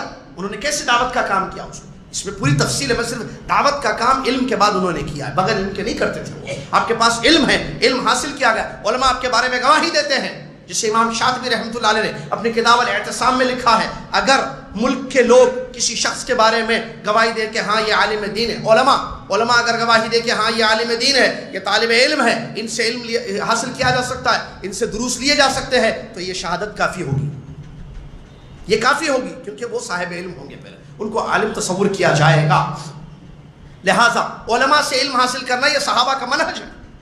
اب دیکھیں پورا منہج دیکھیے, صحابہ کا منہج ہے. نبی صلی اللہ علیہ وسلم نے کن سے علم حاصل کیا, جبریل, صحیح ہے. تابعین نے کن سے علم حاصل کیا, تابعین نے کن سے حاصل کیا. پھر آج کے لوگ جو چاہتے ہیں, یا بچے نوجوانوں میں جو جذبہ آ گیا ہے, نہیں ہم بھی مائک پکڑتے ہیں, ہم بھی تقریر کرتے ہیں, ہم بھی مائک پکڑتے ہیں. ارے بھائی ٹھیک ہے, مائک پکڑو, تقریر کرو, لیکن تقریر ایسی نہیں ہوگی. آپ پہلے علم حاصل کرو, آپ اللہ کے دین کو سمجھو, قرآن و حدیث کو پہلے سمجھو تو پھر سمجھاؤ. عربی میں کہتے ہیں فاقد الشیء لا یعطیہ, جس کے پاس کچھ نہیں وہ کیا دے گا آپ کو. آپ نے خود نہیں سمجھایا, آپ لوگوں کو کیا سمجھائیں گے. آپ نے خود نہیں سمجھا ہے دین کو, قرآن کو نہیں سمجھا, حدیث کو نہیں سمجھا, آپ لوگوں کو کیسے سمجھائیں گے. اور آپ کو معلوم ہے اس کا تعلق آخرت سے ہے. آپ کو نہیں پتا, نہیں سمجھ, حلال کو حرام کر دیں گے تو, اور یہی ہوتا ہے, حلال کو حرام کر دیں گے, لوگ حرام سمجھ کے چھوڑ دیں گے جبکہ حلال تھا وہ. حرام کو حلال کر دیں گے اور لوگ استعمال کریں گے یہ سمجھ کے کہ نہیں آپ نے بتا دیا نا کہ یہ حلال ہے. کتنا بڑا مسئلہ. آخرت کی بربادی نہیں ہوگی لوگوں کی. وہ جو لوگوں کی آخرت کی بربادی ہوگی کس کے گردن پر, آپ کے گردن پر, کیونکہ آپ دائی بن گئے. لہٰذا دائی غیر عالم نہیں ہو سکتا ہے. جن کو سمجھ نہیں ہے, صحابہ کا فہم نہیں ہے, منہج نہیں جانتے, عقیدہ نہیں, وہ عالم, وہ جو ہے دعوت کا کام نہیں کر سکتے. یہ کوئی ایسا کھلونا نہیں ہے جو چاہے جائے فٹ بال میں لو جاؤ گراؤنڈ میں جا کے کھیلو, نہیں آتا ہو تو ایسا پیر سے مارو نا, بال اوپر جاتا نا, ایسا مسئلہ نہیں ہے. ارے ٹھیک ہے آپ کھلاڑی نہیں ہو, you are not a player, but you معلوم نا ایسا مارنا, ایسا پیر سے خالی یوں مارنا, جیسے گاڑی کو ٹو ویلر کو مار کے اسٹارٹ کرتے نا, ایسے بال کو بھی مارو. ایسا نہیں ہے مسئلہ دین کا. آؤ نہیں آتا تو کیا ہوتا, ٹنگ پاور تو ہے نا تمہارے پاس, ٹنگ پاور کو استعمال کرتے ہوئے اس لوگ کو انداز ہوئے ایک کلپ بنائے, بیٹھے گھر میں کمرے میں بیٹھے یا کہیں بیٹھے کسی جگہ ایک کلپ بنا دیے اور اس کو جو ہے میڈیا میں پھیلا دیے, اور لوگ ان کو ارے کیا بولے, ایک نیا فیس آ گیا, ذرا نئی چیزیں چھلکتے لوگوں کو, نیا فیس آ گیا, نہیں چاہ کیا بول رہے بھائی, یہ تو بہت بڑے عالم ہے. اب ان کو عالم فتح السلام علیکم کھا سکتے ہیں, السلام علیکم ہمارے شوہر نے یہ بولا, ہو گئی طرح, نہیں آپ پوچھ رہے تو شیطان بولتا بولتے جا بھائی, مفتی تو بنا دیا تیرے کو میں, اب بولتے جا. صحابہ کا منہج ہے یہ, نعوذ باللہ من ذالک. جو سوال پوچھو جواب دے رہا ہے آدمی, جو سوال پوچھو جواب دے رہا ہے آدمی, صحابہ کا منہج ہے. صحابہ کے بارے میں آتے, دو صحابی کھڑے رہتے, ایک آدمی آتا مسئلہ پوچھتا, دونوں کو معلوم ہے, ایک صحابی خاموش رہتے تاکہ دوسرا جواب دے دے, کیونکہ جواب دینے والے کو قیامت کے دن جواب دینا ہے. یہ ان کا نظر ہوا تھا. اور دیکھیں بڑے بڑے مسائل آئے, صحابہ نے زبان نہیں کھولی. بڑے بڑے صحابہ نے زبان کھولی. جب مسائل امت میں بڑے بڑے, جس کو جو ہے نوازل کہتے ہیں عربی میں, امت میں کوئی بڑا مسئلہ پیش آیا, جیسے مثال کے طور پر نبی صلی اللہ علیہ وسلم کی وفات کو لے کر جو بڑا مسئلہ ہوا, ہر کوئی بولے یا ابو بکر عمر بولے رضی اللہ عنہم اجمعین. پھر اس کے بعد لشکر اسامہ کی روانگی کا مسئلہ آیا, ہر کوئی بولے یا بڑے صحابہ بولے. خلافت کا مسئلہ آیا, کون بولے. یہ نوازل میں ان کا طریقہ ہے. امت میں کوئی بڑا مسئلہ آ گیا ہر کوئی منہ کھول رہا ہے, ہر کوئی فتویٰ دے رہا ہے. نہیں, اہل علم کیا ہیں, علماء کیا کہتے ہیں, یہ ہمیں دیکھنا ہے. صحابہ کا منہج دعوت میں اپنانا بہت ضروری ہے. افسوس کہ ہم نے چھوڑ دیا ہے. خود ایک آدمی کی غلطی, وہ خود منہج پر نہیں ہے صحابہ کے, اس کو پتہ ہی نہیں ہے صحابہ کا منہج, اور وہ مائک پکڑ کے لوگوں کو بیان کرنا, لیکچرز دینا یا درس دینا شروع کر دیا, اور اس کی ویڈیو بن رہی ہے, اس کو اپلوڈنگ ہو رہی ہے, اور اس کی ایک ویب سائٹ بنا دی گئی ہے, اور اس کو نشر کر دیا جا رہا ہے لوگوں میں. ایک دوسرے جو لوگ ان کو سنتے ہیں ان کی غلطی نہیں ہے, آپ کیسے غیر عالم کو سن رہے ہیں؟ نبی صلی اللہ علیہ وسلم, سلف کیا کہتے ہیں؟ سلف کہتے ہیں کہ دین امانت ہے, یہ دین امانت ہے, تم دیکھو کہ اپنی امانت کس سے لے رہے ہو, یہ دین امانت ہے. دنیا ٹھیک ہے, آپ کسی سے بھی پونا میں پوچھ دو, ارے پونا میں ذرا مٹھائی کھانا, اچھی مٹھائی کہاں ملتی, پونا میں آئس کریم کھانا کہاں ملی, تو آپ کو بولیں گے ٹھیک ہے وہ نیچرل وچر کیا ہے وہ, ادھر جاؤ وہاں بہت اچھی مٹھائی, پمپری میں بہت اچھی مٹھائی ملتی ہے, جا کے کھا لو. ٹھیک ہے, دنیا ہے, کسی سے بھی پوچھو چلے گا, لیکن دین کا مسئلہ تو ایسا نہیں ہے نا, اس کا تعلق آخرت سے ہے. یہ دین اللہ تبارک و تعالیٰ کا دین ہے, اللہ کی طرف سے نازل ہوا ہے. فاسألوا اہل الذکر ان کنتم لا تعلمون. آپ کسی سے بھی کیسے مسئلہ پوچھیں, لہٰذا اللہ سے ڈرنا چاہیے. یہ دعوت کے کام کو لے کر عجیب فتنے اٹھے ہوئے ہیں لوگوں کے درمیان, عجیب مسئلہ. علماء کی کوئی قدر نہیں ہے, اہل علم کا کوئی مقام نہیں ہے. جن کے پاس علم ہے, صلاحیت ہے, جنہوں نے کتاب و سنت کو سمجھا ہے, ان کو پس سے پوچھ ڈال دیا گیا, اگنور کیا جا رہا ہے ان کو. ہمیں چاہیے کیا تقریریں, زوردار بیانات, خوب ہنسانا, رلانا, خوب رلایا عالم, ارے کیا رلاتے,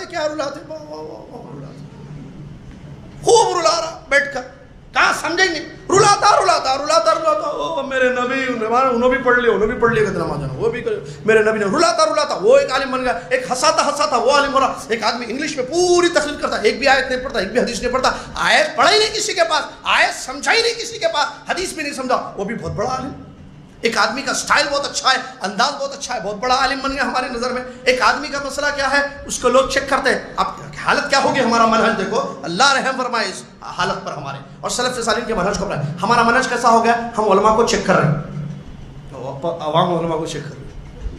الٹا ہو گیا مسئلہ, عوام علماء کو چیک کریں گے. علماء چیک کرنا, یہ معاشرے میں کیا مسئلہ ہے, یہ بھی رائے ٹھیک ہے, یہاں یہ خطبہ دینا چاہیے, یہ درس دینا چاہیے, ایسی ان کی تربیت. علماء عوام کی تربیت کریں گے یا عوام علماء کی تربیت کرے گی؟ پیشنٹ ڈاکٹر کو بول رہا, سنو پیٹ میں درد کی یہ دوا لکھو, انہیں بولتا یہاں سے جاؤ, میں ڈاکٹر تم ڈاکٹر, میں پڑھا میڈیکل سائنس تم پڑھے. ویسے پیشنٹ بولتے اس کو بولتا اس کا, وہ ڈاکٹر کیا بولتا, اس کا علاج میرے پاس نہیں ہے, یا نہیں معلوم, لیکن سعودی عرب میں مشہور ہے طائف کا دواخانہ, اس کو وہاں لے جاؤ, مستشفی المجانین ہے وہاں, پاگلوں کا دواخانہ. انڈیا میں کدھر ہے بھائی, اچھا پونا میں ہے.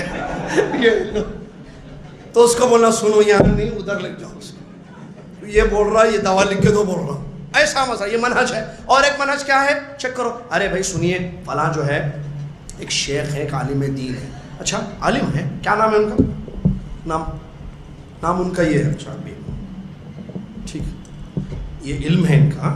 جیسے مثال کے طور پر دکتور, میں مثال دے رہا ہوں, بھائی ایک اچھے عالم ہے, سنو تم کہاں رہتے ہیں, میں چنئی میں رہتا ہوں, مڈراس میں. ارے آر کے نور محمد کو سنو بھائی, دکتور آر کے نور محمد, یہ کون سا نام ہے بھائی, ارے بہت بڑے عالم دین ہے. اچھا اب بھی لکھتا ہوں, دکتور آر کے نور محمد, چنئی نا, چنئی. اب جا کے کھولتا ہے سب, کیا کھولتا, ٹیب کھولتا, youtube.com, دکتور آر کے نور محمد, 1 2 3, پھر نیچے جاتا, اوپر جاتا, نیچے جاتا, اوپر جاتا, ٹھیک.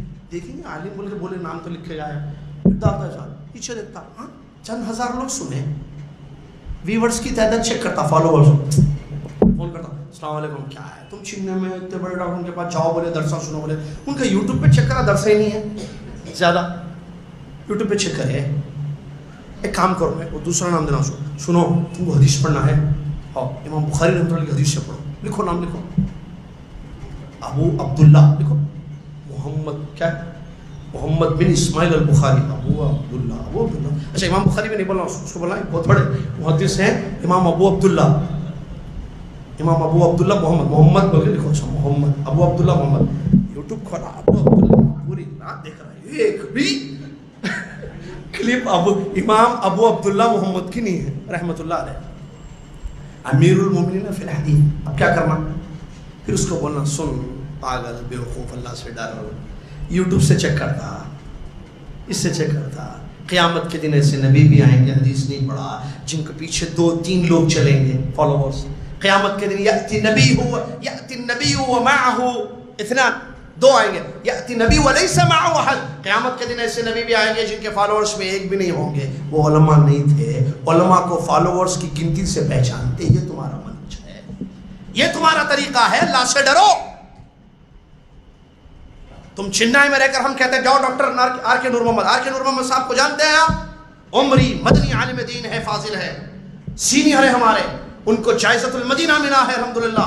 عالم دین ہے، کتاب و سنت کو انہوں نے اپنے اساتذہ سے سمجھا ہے. پی ایچ ڈی کی ہے انہوں نے، کئی سال لگا دیے کتاب و سنت کو سمجھنے میں. آپ ان کو کہہ رہے ہو کہ وہ عالم نہیں ہے؟ تمہارے پاس عالم تقریر کرنے والا ہے، تمہارے پاس عالم جوشیلا بیان دینے والا ہے، تمہارے پاس عالم وہ ہے جو تمہیں اچھا لگے، جو تمہیں خوش کر دے، جس کے ویورز زیادہ، فالوورز زیادہ، لوڈنگ زیادہ، اپلوڈنگ زیادہ، ڈاؤن لوڈنگ زیادہ. لا حول ولا قوت الا باللہ. یہ کیسا منہج اپنایا ہوا ہے؟ پھر بھی کہتے ہو کہ ہم سلف صالحین کے طریقے پر ہیں. یہ کون سا طریقہ تم نے اپنایا؟ اللہ سے ڈرو، منہج کو پہچانو، علماء کی قدر کرو، علماء کا احترام کرو، اہل علم سے علم حاصل کرو. سلف کا منہج مت چھوڑو. دعوت اللہ میں بھی سلف کا منہج ہونا چاہیے، جیسے عقیدے میں سلف کا منہج ہونا چاہیے، اور دعوت اللہ میں بھی یہ آپ کا ہے، دعوت اللہ میں بھی سلف کا منہج ہونا چاہیے. اخلاق بھی ہمارے صحابہ کے جیسے ہوں. ان کے اخلاق کیسے تھے؟ غلطیوں پر کیا تکفیر تھا ان کا؟ بہت سارے مسائل. اخلاق کیسے تھے؟ ایک دوسرے سے جو معاملات ان کے ہوتے تھے، ان کی زندگیاں کیسے تھیں؟ ان کے دل کتنے صاف تھے؟ ہمارے دلوں میں کتنی کدورت ہے، کتنی نجاست ہے. میں نجاست ورڈ بولوں گا. کتنی کدورت ہے، کتنی گندگی ہے نعوذ باللہ ہمارے دلوں میں. کیا صحابہ کے دل ایسے تھے؟ صحابہ کے دل پاک تھے. ایک دوسرے کا خیال، ایک دوسرے کا ادب، ایک دوسرے کا احترام، ماں باپ کے ساتھ ان کا رویہ. دیکھیے ابو ہریرہ رضی اللہ عنہ اپنی امی کو لے کر کتنے فکر مند تھے. ابو ہریرہ رضی اللہ عنہ کے واقعات کو دیکھیے. صحابہ کے اخلاق کو، ان کے والدین کے ساتھ ان کے اخلاق، علماء کے ساتھ ان کے اخلاق. معلوم ہے، بات ختم کر رہا ہوں میں. زید رضی اللہ تعالیٰ عنہ، عبداللہ بن عباس آل بیت میں سے. عبداللہ بن عباس رضی اللہ تعالیٰ عنہما کیا کرتے ہیں، زید رضی اللہ عنہ جب سوار ہونے کے لیے آئے تو وہ کیا بولتے اس کی نکیل، کیا بولتے اس کو، وہ پکڑ لیے گھوڑے کی یا اونٹ کی، رکاب بولتے ہیں نا، رکاب پکڑ لیے. تو زید رضی اللہ عنہ کہتے ہیں یہ کیا کر رہے ہیں اپنے عباس، چھوڑ دیجیے. نہیں چھوڑے. اس کے بعد وہ سوار ہو گئے تو ان کی نکیل پکڑ کر چل رہے ہیں آگے. کہا اے ابن عباس چھوڑ دو، اللہ رحم پر، یہ کیا کر رہے ہیں آپ؟ تو کیا فرمایا عبداللہ بن عباس نے معلوم ہے آپ کو؟ ایسے ہی اپنے علماء کی قدر کرنا ہمیں سکھایا گیا ہے. یہ صحابی کہتے ہیں، عبداللہ بن عباس آل بیت میں سے. زید رضی اللہ عنہ نبی صلی اللہ علیہ وسلم کی خاندان میں سے نہیں ہے. کہتے ہیں ہمارے عالموں کی قدر کرنا ہمیں ایسے سکھا. کتنا ایک دوسرے کا احترام. اللہ اکبر. کیا یہ چیز ہمارے اندر ہے؟ ہی ہے. ایسے اخلاق ہمارے اندر ہے؟ نہیں ہے. ہم بھی کہتے ہیں کہ ہم سلف کے منہج پر نہیں. منہج جب ہے تو ہر چیز میں، عقیدے میں، استنباط میں، عمل میں، دعوت میں، اخلاق میں بھی تمہیں جو ہے صحابہ کا منہج اپنانا ہوگا. صحابہ کے اخلاق اپنانے ہوں گے، تب انشاءاللہ اللہ کی رضا ہوگی، اللہ کے یہاں کامیابی ہوگی. آخر میں اللہ سے دعا گو ہوں اللہ تعالیٰ مجھے آپ کو، دنیا کے تمام مسلمانوں کو، ہمیں سلف صالحین کے منہج ہی کو سمجھ کر عمل کرنے کی توفیق عطا فرما. اللہ تعالیٰ منحرف مناہج سے، باطل طریقوں سے ہمیں محفوظ رکھے، حق پر قائم رکھے، حق پر چلنے والا، حق کی طرف دعوت دینے والا، یا حق کی طرف جو دعوت دینے والے ہیں ان کا متعاون، ہمیں ان کا تعاون کرنے والا ہم سب کو بنا دے، اور جہنم کی راہوں سے ہمیں محفوظ رکھے. آمین. وآخر دعوانا الحمدللہ رب العالمین. والسلام علیکم ورحمۃ اللہ وبرکاتہ.